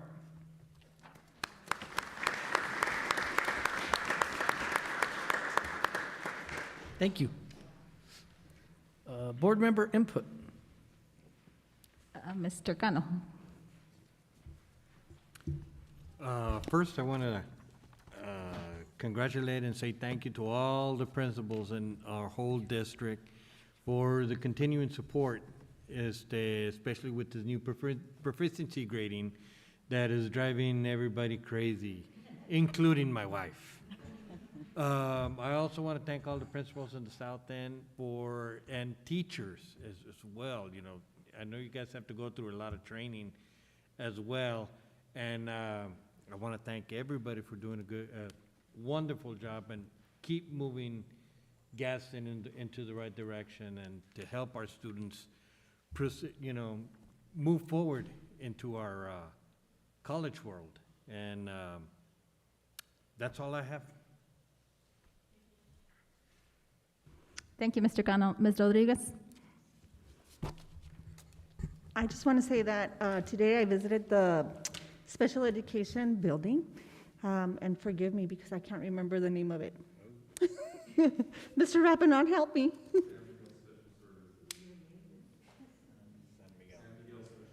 San Miguel Special Services. I want to say that I was super excited when I was in that building, and I think that a lot of great things are going to be coming out of that. I mean, just the freshness of it is going to bring great things to our district, and our special education students definitely deserve the best, right? And so I was excited, and I received a whole tour of it, so that was wonderful. And like Ms. Hernandez mentioned, I am going to say again and again, please participate at those coffee with the principal and the coffee with the superintendent. In order to be informed, we need to participate. And I actually, with this proficiency scale, I've enjoyed it very much, even though that it's been hard and very, very difficult for all of us, but I've enjoyed it because I see many parents becoming involved and engaged in their children's education. And so that's what we want, right? We want parents to be informed, and we want them to be a part of this. We want to create that partnership between the school and the parents. It's not just the school's duty, it's not just the parents, and it's not just the student. So we're all in this together. So please, once again, I want to encourage everyone to please participate at those. And then the wrap-up sessions that Mr. Dempsey holds on Fridays with the staff. Again, those are moments where you can present any question that you might have, and Mr. Dempsey has done a great job in being able to provide responses to the questions that are brought up. And again, no question is a bad question. If you have it, more than likely there's someone else that has the same question, but we just need to bring them up. So with that, I conclude. Thank you, Mrs. Rodriguez. Mr. Castillo. I just want to ditto communication. It's vital.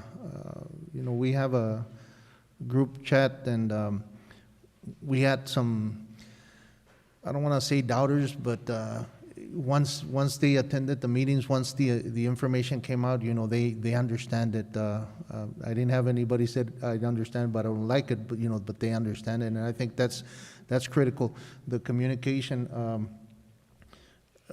Because as long as we let them know what's going on, I think that's when they have full buy-in. I also understand that not everybody can participate, or not everybody will participate, and that's part of our problem too. That some of those that don't participate are the most naysayers out there. But as long as you guys keep pushing, I can only speak for myself. You have my support, and keep doing what you're doing. Thank you. Thank you, Mr. Castillo. Mrs. Viramontes. I want to I attended a couple coffees this week, and like Ms. Rodriguez and Mr. Castillo said, that they're there for parents. There's some they can do in person, and there's some virtually. So if you can't, be there, you can get it on your phone and listen on the way home from work, or, and it's almost, I appreciate the principals and the counselors and everybody else that's listening. There's not a lot of people attending them, and they're really there to help you. It's almost a one-on-one conversation, so I encourage parents to log in, and you can almost get that one-on-one conversation. I did at Santa Teresa Elementary and Santa Teresa Middle School, and I know there's a couple tomorrow. I get the reminds. I know some of the schools have tomorrow, and they're there to help with questions and to talk to parents and to staff, and we can only put ourselves out there, and the staff can put themselves out there to help you, so hopefully people will join in. I sent my note out to the local schools that I have here and for any information, so I'm going to read off some of the stuff that I have. Santa Teresa Middle School, they had 8th grade in quarantine, and now they have some 7th grade in quarantine, so they've had thank the staff on their jumping from back to forth and having, working with students. Some teachers are recording their classrooms so they can be able to see it and catch up and not fall behind.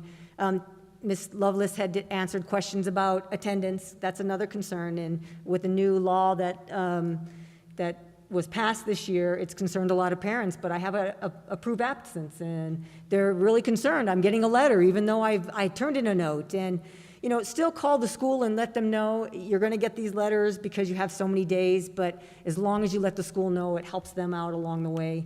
There's a little misunderstanding on the COVID, if you're home for COVID, and if it counts or if it doesn't count, so those need to be cleared up at schools too, and how to help those parents to call in and making sure that they are under the right criteria and not counted absent.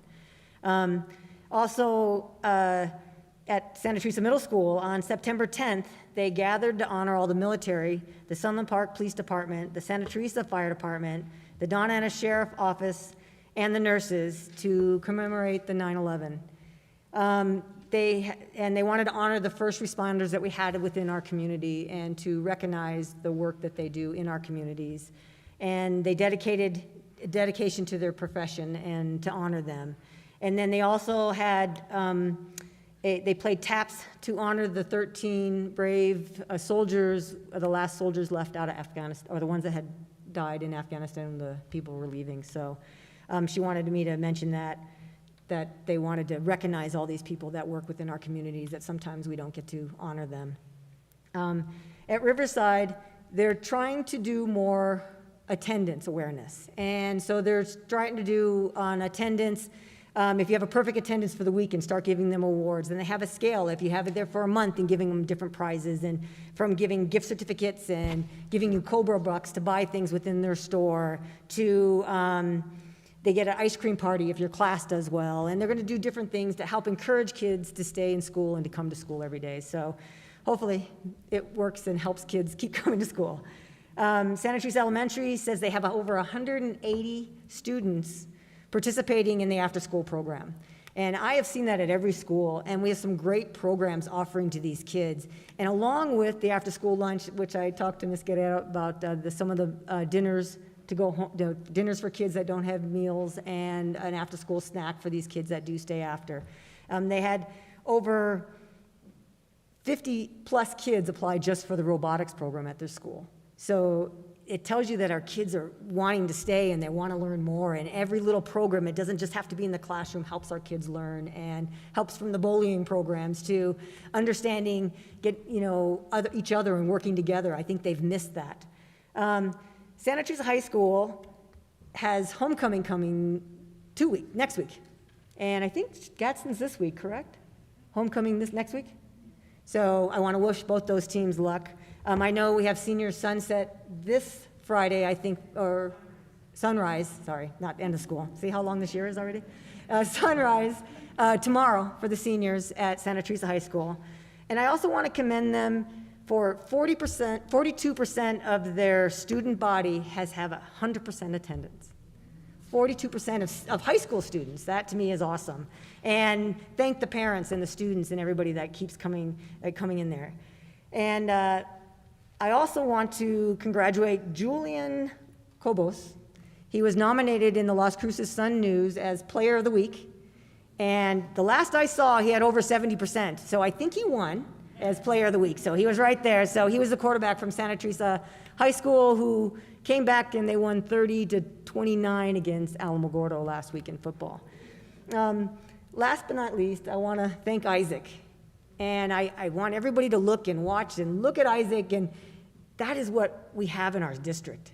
And we have those high expectations, and we know that you guys step up, and we watch the students step up. And every time they come and speak at our board meeting, I don't know, makes me smile because I see what great students we have, and I see a great future for you no matter, and we can be part of that.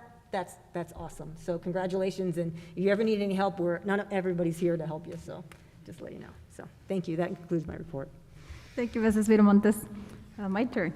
So first of all, I would like to start by saying, for those of you who celebrate, Feliz Día 16 de septiembre, grite, Ms. Rose, ándale, no se crea. Pegue un grito, no se crea.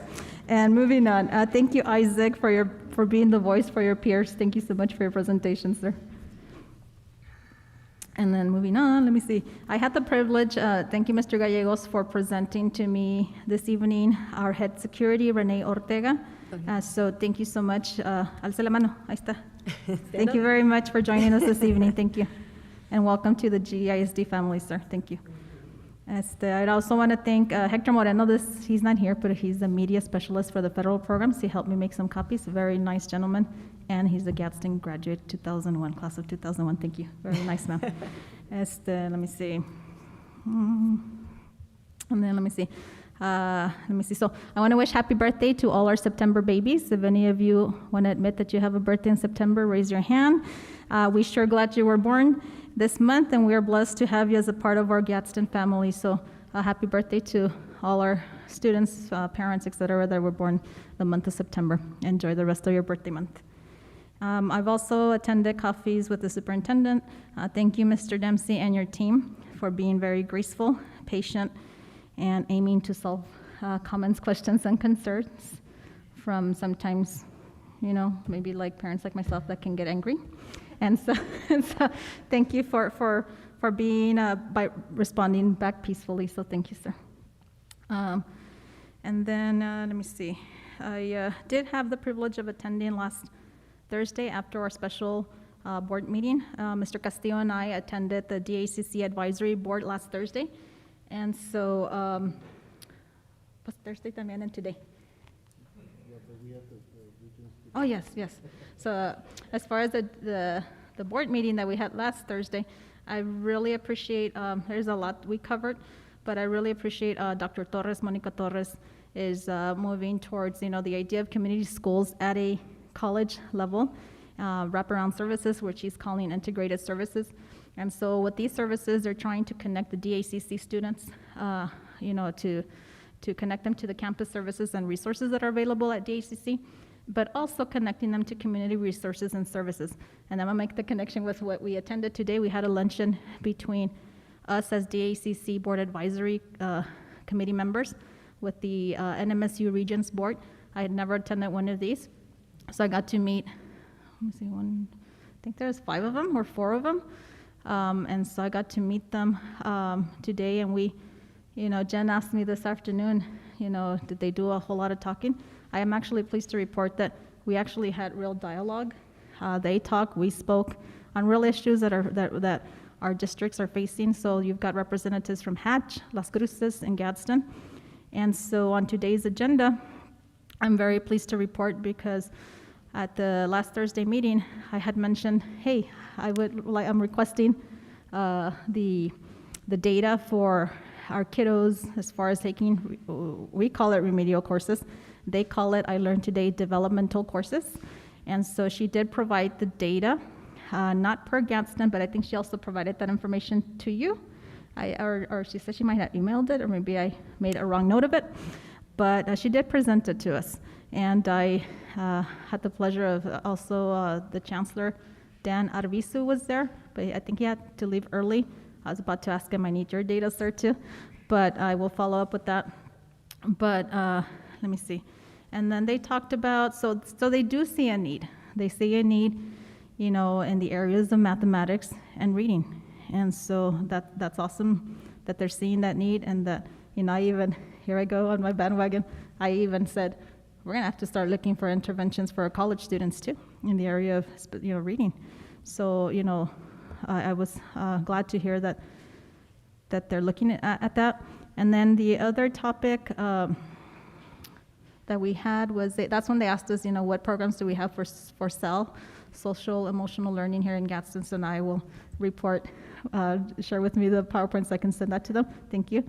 And another topic that was covered was FAFSA. And, DACC goes, I believe, above and beyond to, offer help with the kids, but we also have to do our part here in our district in helping our families, because it is a tedious process to go through. I went through that, I don't know, last year, I don't know when, and I'm gonna be doing that, I guess, for the rest of my life, literally. And so to help our kids with that. And it was, I had shared a story, and so did Mr. Ray Jaramillo, board president for LCPS, is that, at a federal level, I don't know what we can do. We said, let's go to Washington and, talk to somebody, but I'm being serious. I want to see who we could talk to, because there is a challenge of students, and I know a couple, and one specific that I have in mind. And this young man is a Gadsden graduate, CHS, and he wants to be a nurse practitioner, but dad doesn't have that dream for him. He wants him to be something else. So he's withholding taxes from him, which means he's hit a wall because he cannot fill FAFSA. Then Mr. Ray Jaramillo says another story.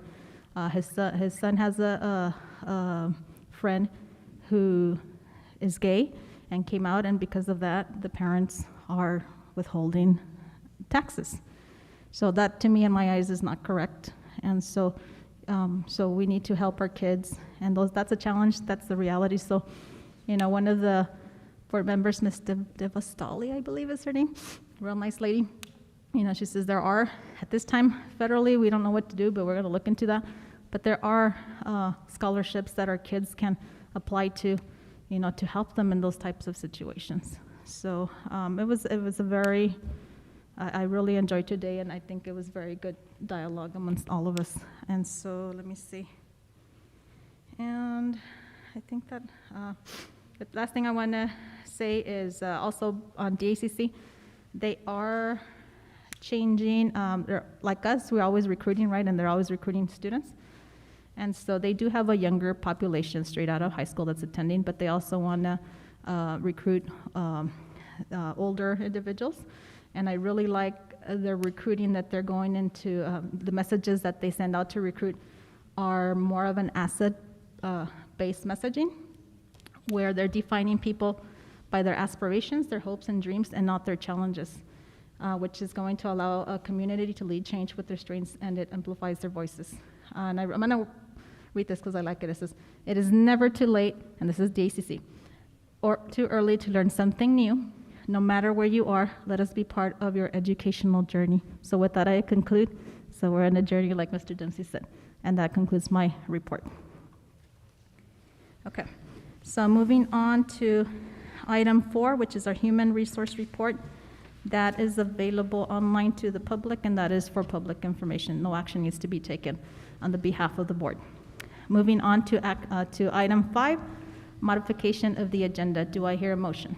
I'll make a motion that we accept the agenda as is. Mr. Castillo has made a motion to accept item 5, the modification, actually to accept the agenda as is. Superintendent Dempsey? So recommend.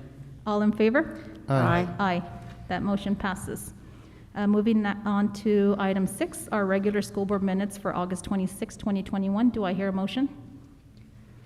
I'll make a motion to accept the regular school board minutes for August 26, 2021. Mrs. Viramontes, thank you, has made a motion to accept the minutes for August 26, 2021. Superintendent Dempsey? So recommend. All in favor? Aye. Aye, sorry. That motion passes. Okay, moving on to our consent agenda. Do I hear a motion? I'd like to make a motion to accept the consent agenda as is. Mrs. Rodriguez has made a motion to accept our consent agenda as is. Are there any questions or comments? Okay, Superintendent Dempsey? So recommend. All in favor? Aye. Aye. That motion passes. Moving on to open forum. Mrs. Delgado, do we have anybody in open forum? Madam President, we have none. Okay, thank you. And then we're going to move to action items. There are actually none this evening. Sigh of relief by the audience, huh? Wait till next week. Until next week, yes. Don't forget, we've got another school board meeting next Thursday.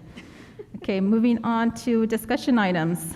Superintendent Dempsey, 10A, which is lease proposal between GISD and Camino Real Regional Utility Authority.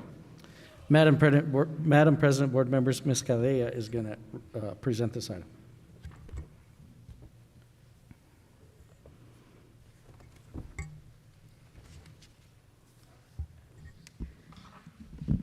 Good afternoon, Madam President, board members, Superintendent Dempsey. The reason I'm bringing this lease forward for discussion is we've modified it. We've had a lease for quite a few years with CRUA, our tenant here at the GAC. We're reducing their lease by 600 square feet because we took that portion over. They weren't using it. It's not like we kicked them out. They just weren't using it, so we needed some more office space. So I went ahead and adjusted the contract to reflect the new square footage that they do occupy, and I did not change the rate. It's on the lease. It's about 83 cents a square foot per month, and I think we add another 18 cents a square foot for utilities. So that brings it to about $1.01 a square foot per month. And checking with the one of the big commercial real estate companies that lease properties like office spaces, the premium office space runs for about $1.50, and that's premium office space. So we're right in there, and I just wanted to see if you had any questions or comments.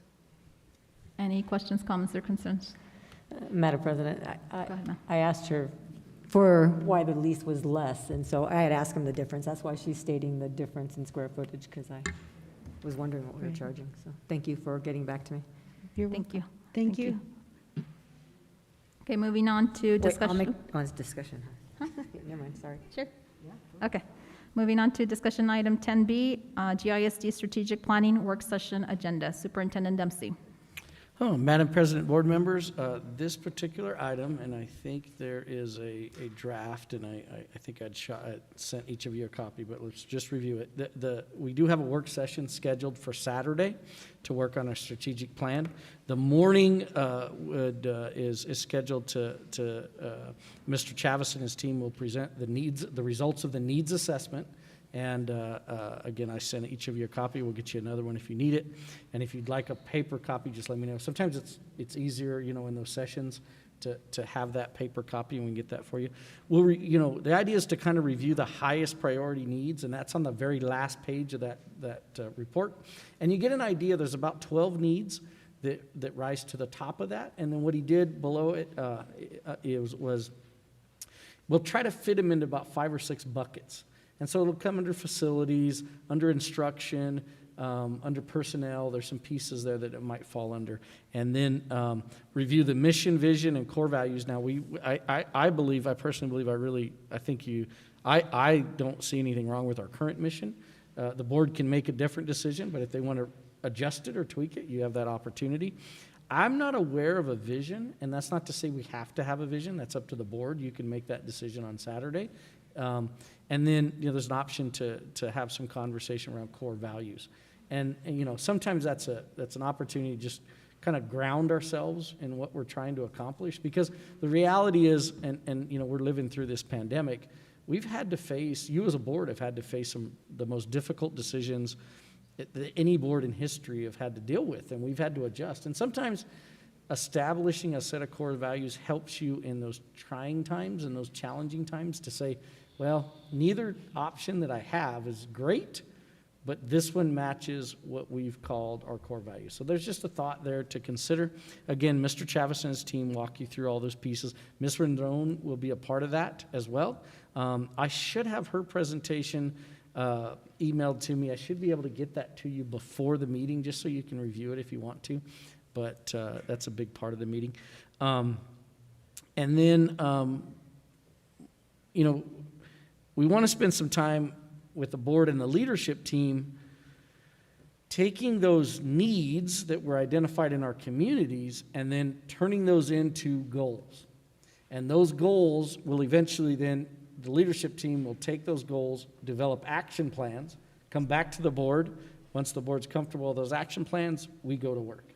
And the idea being, you know, 3 to 5, come up, you know, by the end of the day on Saturday, we want to have 3 to 5 goals that we begin to build those action plans for. And I would, you know, with this group, I would lean towards 5. I don't think we're afraid of that work, and we're ready to get started on it. And then, you know, keep in mind that when we get to, and we have to build these to where we can measure them.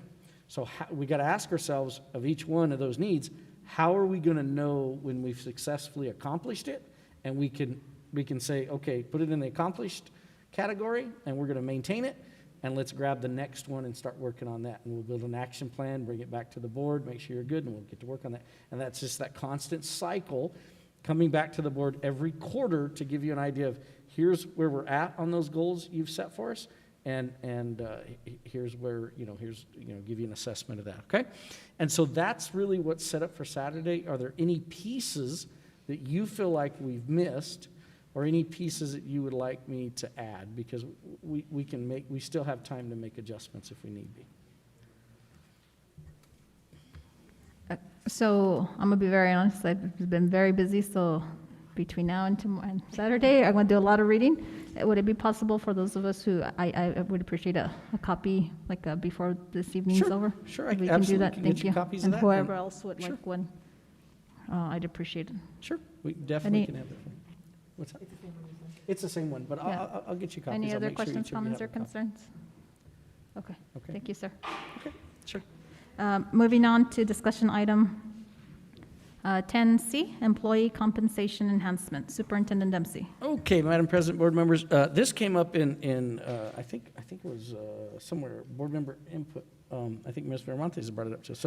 So there's been some conversation across the state. We've seen other districts do a form of compensation for our employees. And I just wanted to have the conversation with the board to make sure that when we would like to do this, and I wanted to maybe make sure the board's comfortable with the details. So we get a chance here to say, well, I want to make sure it looks like this. So the general idea, and keep in mind, nothing's set in stone. This is the general gist of what I understood, was in total, each employee would receive $1,000 as a compensation, let me make sure enhancement, okay? Now, it would be, I don't know what's going on back there. So somebody's, if I'm not sure, it's a habit. Okay. It would look like, I think we need cameras in here, don't you think? All right. Yeah, we need to work on, Mr. Snowden, we need to work on that camera system for the back row of the boardroom, please, sir. So the idea being is what I talked to Ms. Martinez about was being able to give like a $500 additional enhancement in December for every employee that worked from the beginning of this year till December. Now, any employee that came in after would be prorated, right? So you'd have a daily rate, and then if they were here X many days, they would get that daily rate. So it could be less for those employees, but still would get recognized and compensated. Now, it always has to be taxed and all those pieces of it, right? And then in the spring, so in June, they would receive the other half of that. Again, for every employee that worked from January 1 all the way through to the end of the school year. And then anybody that came in, in the middle of that would receive a prorated amount, okay? So are there any other details that you would like to see? Now, districts have done this in 100 different ways.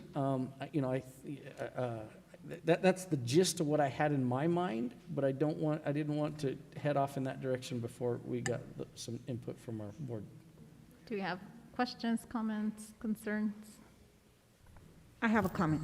Go ahead, ma'am. So, yes, basically, I think that's what we were seeking We know that our teachers have worked very, very hard. You know, everyone has been working diligently to deal with this pandemic, right? So I think that doing that is all we're seeking, really. I think that the plan that you have almost makes sense. So definitely, thank you for looking into that. Go ahead. Madam President, I know this is. Okay, not almost, I'm sorry. Right. It makes sense. The smart one. I'm just a thought process. Is there any way, and I know we don't hire the bus drivers, and I don't know if it's something that we can reach out, because everything we see in the news is how everybody's short on everything, and if we can make sure we keep people here and keep people happy, and it's just an idea, thought process. I don't know, and there are our parents, and so. What a great suggestion, and I'm going to tell you, there's if people aren't aware, there's a national shortage of bus drivers. I mean, I read an article today, I think it was on NPR, I can't remember the state, but they have National Guard members helping with their transportation. And so I would love, let me try to figure that out, and see what we can do to try to include them. But I so appreciate that input, because I would have missed that group. And the truth is, we need every single one of them. So yes, let me see what I can do. I guess my question would, if there's no other questions? Mr. Cano, go ahead. Just a comment, and I want to ditto what Ms. Rodriguez says. I think all our principals and all our teachers have worked hard, not only bringing the school back, the school years with the students back, but during COVID and during when we were at home. And yes, they definitely need to get recompensated for that. They did a wonderful job. Thank you. Okay, so my turn now is, okay, because I know I'm asking these questions because I know the public deserves the answers, and some will ask. So how do we determine the $1,000? Can it be more or not? And then where are these monies coming from? I don't think I have Ms. Martinez with me. So the question, I don't have the account fund. I don't know exactly where those pieces are. So I'll have to get back to you on that. I'm hesitant in an open meeting to make a statement and then be inaccurate. But I'll get back to you on that so that you're clear. And then what was the other question? The other question is, how do we determine the amount of $1,000? Can it be more or not? Well, I think the number, we kind of looked across the state and said, who did what? And what were the amounts given? And so that was just the number that we kind of just threw out and said, Ms. Martinez, would we be comfortable and able to expend this? And she, said yes. So, if there's some input or conversation about that, I would love to hear it. Would you take input, like, not just from us, but from, I don't know, employees? Could they reach out, or no? I'm just asking. Well, I know they want more, but what would be like, I'm just asking if we could give more. Is it, we can't give so much because we have to be in with it, but I'm just questioning that, Right. Here's how I may respond to that. I could do, to the point, I don't think anybody in this room after, our first announcement and the excitement that entered the room, I don't think anybody is going, Mr. Dempsey, really, I just want $800. And so, I guess, I'm trying to think about, I wonder if I could, how would the board feel about maybe if I sit down with maybe our trenches and support trenches and maybe got some input? I'm trying to figure out, I don't know how I would do a survey, just because, they're going to, anybody's going to say X amount. And I got to be at some level. Here's how we might approach this. This may be my suggestion, because the other person that we have to keep in mind in this is Ms. Martinez. And remember, at the end of the day, she's got to make sure all the bills are paid. And so what we might do, here's how I might present this. What we might do is, let's roll this out. And then, I have some ideas, and I presented to the board in the past. One of the things I'd like to try to implement is a recognition, a consistent recognition of those employees who just do not take off work. And maybe this is the beginning of a way that at the end of every single year, employees that didn't use some of their leave gets a financial compensation for that.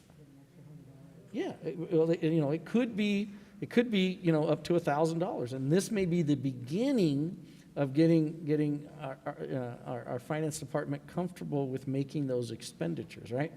And then every year for those employees, now there's a drawback to it, and you got to recognize that. Is it, like for example, and I worked in a district that this occurred, and I'm going to tell you, as a teacher at the time, it was awesome that I knew every June that extra, and I think there it was like, you still kept your days. You didn't lose your days, right? They still rolled over with you.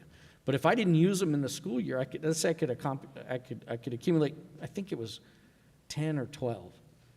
But for every day I didn't use, it was $100 a day. And so I got that check at the end. So if I didn't take any time off, it was a $1,200 check. That was really nice. And so guess what? That was vacation. And I got to the point that we just planned it. And so I'd like to get something like that going, and I think this begins this idea of that. Because, okay, we're struggling, and we've said it, we're struggling with subs, right? We are. Now, we added 50, and I appreciate that. We added 50 subs this week. We had a face-to-face job fair and added 50 substitutes. And I'll even note, I think 22 IAs, and I think 5 teachers. We didn't even think we would get a teacher. We had people walk in the door with bachelor's degree who were eligible and qualified to be alternative certification. And so we got them. And so, with that, I think this may be something that can help us, not take off, when at times that we could stay, and an incentive to recognize those that can't. So. Ms. Flores, can I make a suggestion? Can we look across the state in areas and maybe see the average of what people have done this year? Oh, and sure. maybe that I can do might that. help us set a direction too. And that way we're not overextending, that way we're staying competitive with everybody else. Does anybody know off the top of their head what other districts did? No. I don't either. So there's Las Cruces did, Albuquerque did something, but I do not remember what it was. Yeah. I can do some homework, and then and so my idea with this is, what I'd like to do is bring it back to, I think we already have some input. The only one, that's the group that only wants 800. That was this side of the room. They talk to them about a scholarship, right? We would bring this back as an action item, and I could break that down for you at that point and say, here's what this group did, and try to get comparable sizes, right? Because smaller districts are going to do considerably less usually. And so if I can get some larger districts and would that be okay with you? Okay. All right. We'll be sure we put that together, okay? And I guess my last question is, this will definitely be a separate check, correct? Yeah, the idea is Okay, it would be ran as a separate check, and I know that's sometimes they'll get if it gets included in a check, a lot more taxes come out of it. I know that's an issue for many of our employees, so we definitely a separate check. Okay, thank you. Thank you so much. Madam President. Go ahead, Mr. Castillo. Stir the pot a little bit more. So you're asking for suggestions, and Ms. Martinez might not like this because it's going to create more math, but what if the check becomes to where they get a clear 1,000? Make it to where it after taxes it ends up being 1,000. So I love the idea. Now and I hope if Miss Martinez is listening online, she's gonna be blowing up my phone here. So here's where that gets a little tricky, because then what you have to do is you have to give some people more money than others, right? Because of the tax brackets, and so so it's something I'll talk to her about. But then you're going to see some people actually. Right, you have to you have to, in essence, give them more so the taxes, when they come out, get to be 1,000. So it gets a little, sometimes it gets a little tricky. But we can talk about it. We definitely can talk about it. All right. Find a strategy, because anything is possible. All right. Terrific. No, thank you. Thank you so much, sir. Thank you. Thank you. Moving on to discussion item 10D, student quarantine protocols and instructional delivery, Superintendent Dempsey. Okay, terrific. We have Ms. Cregan and Ms. Hernandez who are going to help us with this item. Good evening, Madam President, members of the board, Superintendent Dempsey. So we want to start off with, what do we do when we quarantine students? So we'll go to the next slide. And it's pretty straightforward, pretty simple. I tried to break it down so it'd make it real easy for you. The goal of contact tracing is to keep our students and staff safe and to keep the schools open and operating safely. Next one. So when we start the contact tracing process, we look at confirmed positives. And remember, anybody can call in and say, we have a positive, we have a positive. And so for our staff, it's real easy. Where it becomes a little more difficult is getting parents to submit the positive results. We ask them to, but we can't mandate that, nor do we mandate it. So once we have a confirmed positive, which means we have a copy of that record in our hands, then for students, we report it to the New Mexico PED Rapid Response. For staff, we have to report to the New Mexico Environment Division and the New Mexico PED for environmental, for rapid response. We have 4 hours to get that done. Next. Okay, so next steps. When we look at that, you have your COVID positive person. So we look at identifying the close contacts. We determine the nature of the contacts. We look at, is it a classroom contact? Is it somebody who's been on the campus, out being a social butterfly, talking to everybody? Has the individual who's positive and the contact been vaccinated? We look at the number of contacts. We look at the role of the individual. So is it a student? Is it a student who's active in sports? Is it a student who is, in a classroom where they're sitting down most of the time? Is it a high school student? So the age comes into play. Is it an elementary, kinder student? And then we look at, are the masks being worn? Are they following the protocols? Are we keeping social distancing? What classroom activities go on? And we look at classroom seating assignments. And then, was the individual that was positive, were they on campus during the infectious period? And if yes, for how long? And so it's not something that we just look at and say, oh yeah, we have a positive, let's go ahead and make a decision. So we can go to the next slide. And when we look at the next slide, you'll see we review and analyze the data, review and analyze the data, and review and analyze the data, okay? Every case is different, and I can't tell you that enough. You can't say with this one we're gonna do this, and then with this one, which may seem the same, we're gonna do the same thing, because everything is different. Okay, next. So keep that in mind, every case is different. Okay, so now the question everybody wants to know is how long? How long do we quarantine somebody for? So I wish it was straightforward, and if you notice the different shapes and the different colors, it's because every case is different. So it's 10 days from the last known exposure of the positive individual. So you have a positive individual, it's 10 days from the last time you talked to them if you're a close contact. If you're the positive individual, it's 10 days from your positive COVID test date, not the results, but the test date. Then, when there is an individual in a household that is positive, but another individual is negative, then it is 20 days, because you have to do the incubation period for the individual who's positive, so that's 10 days. Then you have to do the 10 days of the last known contact. So there's another 10 days, okay? Then symptomatic individuals must quarantine for 10 days regardless of whether they have, or unless they provide a negative PCR test, okay? That's very easy, very straightforward. Now, A PCR test, when we quarantine somebody and they're in that 10-day window, people want to know, well, if I go get a negative PCR test, can I come back? And the answer is no. And the reason the answer is no is, remember, they're in that incubation period. So that disease can break out at that time.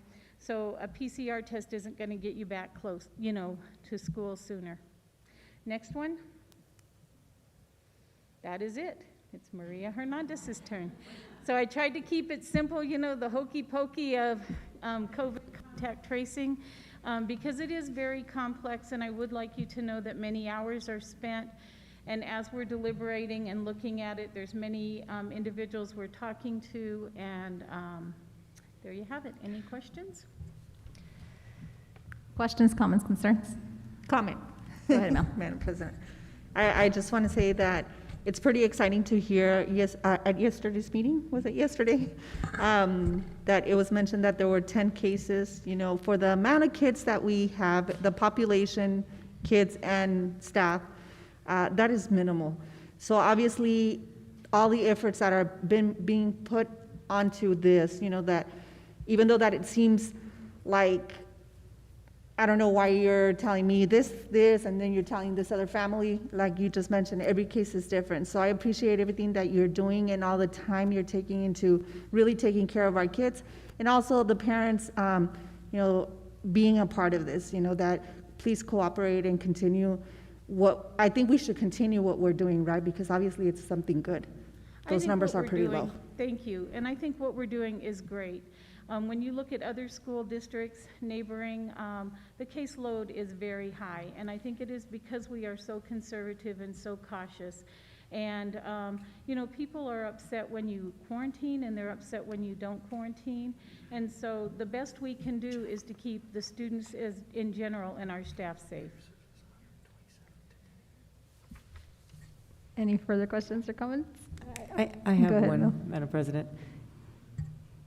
I appreciate everything you do, and I know it's a lot going on at one time, especially with allergy seasons and everything else going on. And so I think the hardest thing is for parents saying, my kid has allergies and I'm getting sent home, we're just trying to keep everybody safe. And I think if we're at the most cautious that we can be is where we need to be. So I appreciate it. I know that we're getting bombarded by why am I being sent home? So, this is a great presentation to show parents why we have to do certain things and why we're doing certain things. So I appreciate it. And I'm glad you brought up the allergy piece, because if we have an individual who has documented allergies, then we know that's in our, we know that. And so then we look at that student, and if it's the same symptoms that they always have, they always present with, then we don't quarantine them. But when we have, you would be surprised at what we're getting from healthcare providers. My student has allergies, and we have no record of them having allergies ever in the past. And I'm sorry, but it is a quarantine then. And, but thank you for the kind words. Any further questions or comments? I have some. No se vaya. So just to make sure, so whoever's hearing, so if a student is exhibiting allergies or COVID-like symptoms, as long as there is not a positive person in the household, then they will quarantine for 10 days. But if they can provide the PCR test or no? Nope. Okay. That goes back to that little square. If you'll go back to the previous slide, a PCR test will not release you from a close contact quarantine or symptom quarantine. So I left out a word in there. So if somebody has allergy-related symptoms, and let me go back to that, because yes, if they are symptomatic and they test negative and there is nobody, then they can come back with the PCR test. Okay, that's what I asked. Yes, you did ask that, and I misinterpreted that. Okay, because I was about to say, no. No, thank you. And then, okay, and I wanted to thank you, and so I'm going to disclose to the public, I tested positive, and thank you for keeping me in quarantine. And I really thank God that I had no severe symptoms, but I really appreciate it, and yeah.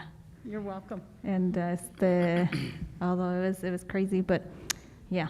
But now, thank you so much, and now we're moving on to how we're supporting our quarantine students. Thank you. Madam President, members of the board, Superintendent Dempsey, just wanted to inform the board in regards to what we're doing now that as we moved into quarantining students, especially entire grade levels at Santa Teresa Middle. So one of the things we have available for our students, one of the things we decided as a team, as a district team, is that our staff, we would not require them to teach both the virtual and the students in the classroom. It was a big burden on the teachers, and students were really the ones suffering in regards to instruction. It's very difficult, if you've ever tried it, for them to be able to engage students online and engage students in the classroom. So that was not, we did away with the hybrid model. Saying that though, if you notice, so all classroom assignments, we have not let go of Google Classroom. So all teachers have their assignments on Google Classroom. So every student at some point in the day, if they are in a classroom, are using their Google Classroom. So all assignments are posted on there. And so depending on the number of students, and this is just a little disclaimer, some teachers are okay doing the Google Meet lesson with the student, and then the student can work independently if they need to. You know, it just depends on the size of the class. I mean, we have classrooms with, we have a school with, 30 kids, 27, 28. So if you have one student, or 2 or 3, it just depends really on the teacher. That's a teacher option. We do ask, teachers have the capability to record their lessons. We use Screencastify, and they can also record through the Google Meet if they have students on there. We highly encourage that piece anyway, because we never know when we're gonna be gone, or students are homebound, or things like that. So that's the other piece we do. We record the lesson. Now, during this whole time, a lot of our staff members do communicate with the students. The students and the parents have the capacity, the capability to email the teacher as well. And so there's alerts in the Google Classroom that come up. We're hoping that as our parents are using the parent portals and things like that, they're able to keep up with the grades and are able to communicate with the campuses if they need to. The other thing we do offer is homework pickup, but we really strongly discourage that piece, because when students, if you're gonna be quarantined 20 days, that means the parent's gonna have to come pick up work at least once a week. And then the grading piece, we discourage it because the district has invested hundreds of thousands of dollars on hotspots, Chromebooks.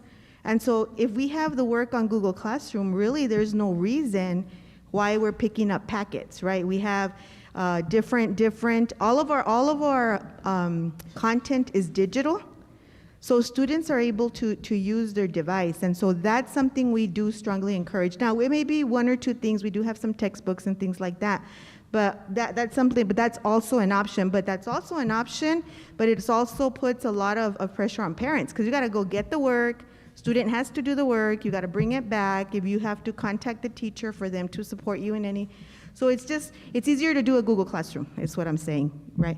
And so hopefully we're using that piece. Now, the only difference here is if an entire class, an entire wing, or an entire school were to close down, the instruction online remains the same as their daily schedule. So the expectation is that if the entire 8th grade group is on quarantine, they're following their first period schedule, second period, we're doing school for 10 days like that, okay? So that's the expectation.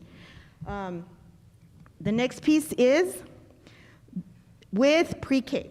So pre-K has this really neat piece where if a student goes in quarantine, they get a backpack with the scope and sequence and all the resources that go home with them, and they have a scheduled meeting with the parent, like, little short meetings with them for small group instruction.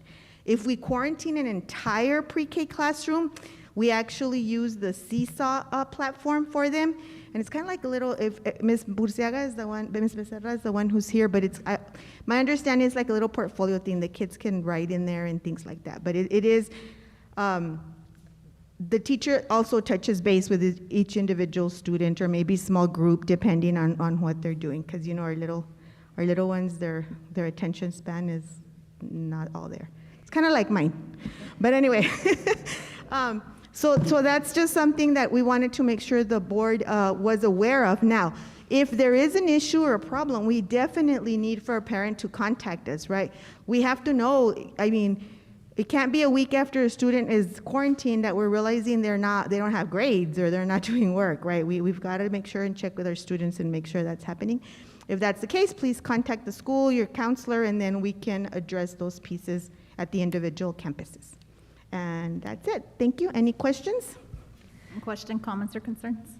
Madam President? Oh, sorry, Mr. Connell, go ahead. Yes, sir. I got one. With this that happened at Santa, how was the turnout? How was it handled? Did we have good cooperation from the parents for being at home and going through and then switching to 7th grade? So I can't answer directly to that, Mr. Cano, but I will say this.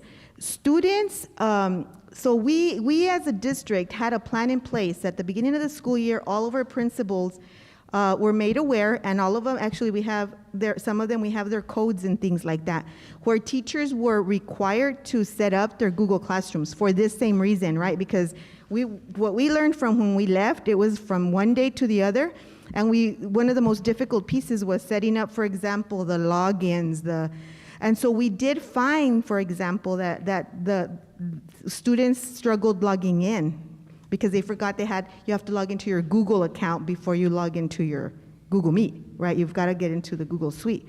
And so, but overall, and I know Ms. Lovelace is here, it seems to have gone pretty well. We might have had a couple of issues or incidents, but those were corrected at the school. And it was pretty much about that, like the student forgot how to log in with the code.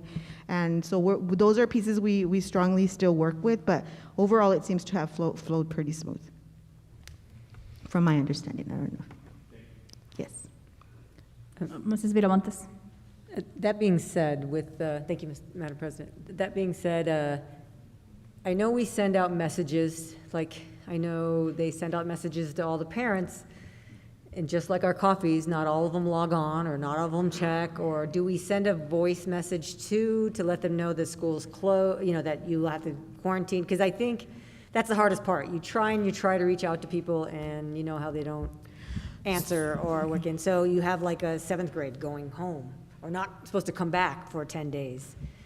I mean, and then you have parents coming the next morning and bringing their kids, and so how do we handle? And yes, Ms. Madam President, members of the board, Superintendent Dempsey, this is an issue that we've always faced because we do actually, the nursing department provides a script for us, and so we do send it via school messenger, and then we also send the Remind app. The problem is if the number is not correct, the Remind app nor the school messenger will get to that parent. So that's also an issue that we see, that, like I know that Santa Teresa Middle, for example, the kids were put in quarantine and she still had 4 or 5 kids kind of, sneak in, per se. And so they took care of those pieces, but I mean, it's like we keep saying, I don't know how many, I mean, we can't fix it unless they fix their phone numbers, right? And so I think it's very important. It wasn't too bad. I'm going to say she had, I don't know, Ms. Lovelace, maybe 4 or 5, something like that. So overall, I mean, you've got, 300 kiddos that are quarantined, and so they follow through with that piece. But yes, and those are things I think that as we continue, like I told you earlier, one of the things that really has happened is the parent portal, people started updating and getting logged on. We saw yesterday, parents like, how do I get the grades, right? And so those are pieces that we'll work on as a district. We'll continue to do that. Any further questions? Okay, I do have some. Okay. So I guess I'm gonna ask the question. Do our students have the right to an education? The answer is yes. Oh, absolutely. Do they have the right for a free and appropriate public education, FAPE? Yes. However, in my opinion, I don't think we're doing that. Why? Because we are not giving them the educational opportunity when we are quarantining our students. And I get it. It is for the safety of the world, of human society. Totally get it. But what rights do students that are being quarantined have? They still have rights. And so I don't think, I will continue to advocate that we need to do a better job educating our kids, because, simply putting the classwork in And I'm going to say this right now. I don't appreciate some of you in the audience. You're laughing. It's not a laughing matter, okay? Let me continue. So, yeah, it hit home so close. But other kids deserve not just my own children, everybody deserves a free and appropriate public education when they're being quarantined. And they're not getting that education by simply putting the homework, the classwork, through Google Meets. No, I'm not asking as a colleague of teachers myself, am I asking something that I would not do myself? No, I was talking to the superintendent. I'm not in the classroom right now. But when I was, as a math teacher, I would record my lessons. I would post them. If they still had questions, I would reach out to them. We'd help them. There I was, created a stand with my phone, and I would teach them. And so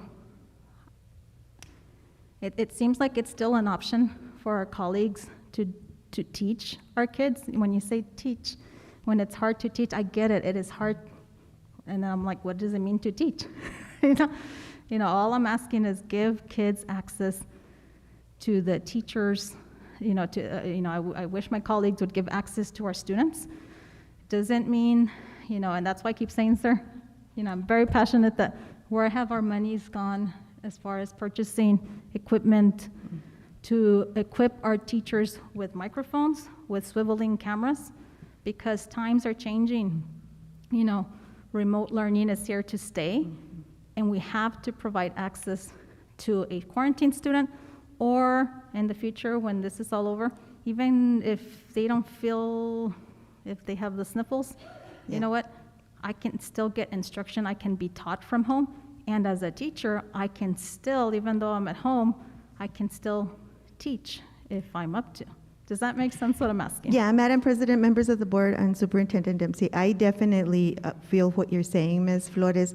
That's why I don't know if you're familiar with the Screencastify, and like you said, you can actually walk the lesson through, like you said, for a student, the actual teaching piece. So we do encourage most of our teachers to do it, but I think what I'm hearing is maybe we'd like for that to be more of the teaching piece is what you're saying, right?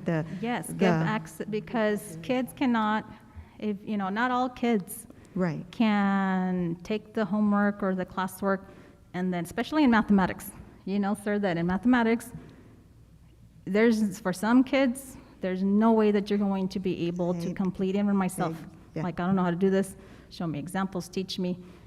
And there's some content areas that you really need that modeling. I do, we do, you do.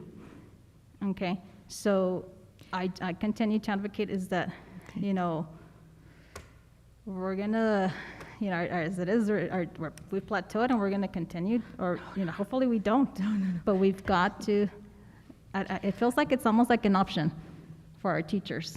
And so, Madam President, members of the board, and Superintendent Dempsey, so if what I'll do is we'll sit as a team, and as we talk to our district specialists and our coaches, so I can get a feel for what we're doing as a district, like you said, because of the 25 schools, and then I can speak to you individually after this, after I see what we're doing as a district and speak to my administrators and things like that. And then we'll work toward this piece that you're discussing. Because I understand exactly what you're saying. Those students who are quarantined by class are actually getting the live instruction is what we are doing. Equitable. And so the other students, like you said, we're trying to provide that instruction. Our teachers are trying to communicate with them. But if you'll allow me that opportunity, I'll work on that in the next week or as soon as we come back. I we'll appreciate start it. coming up with something. Okay. And then I would also appreciate that at least somebody from the campus, and I'm going to give a shout out to 2 teachers. Okay. Adrian Rios from Chaparral High School.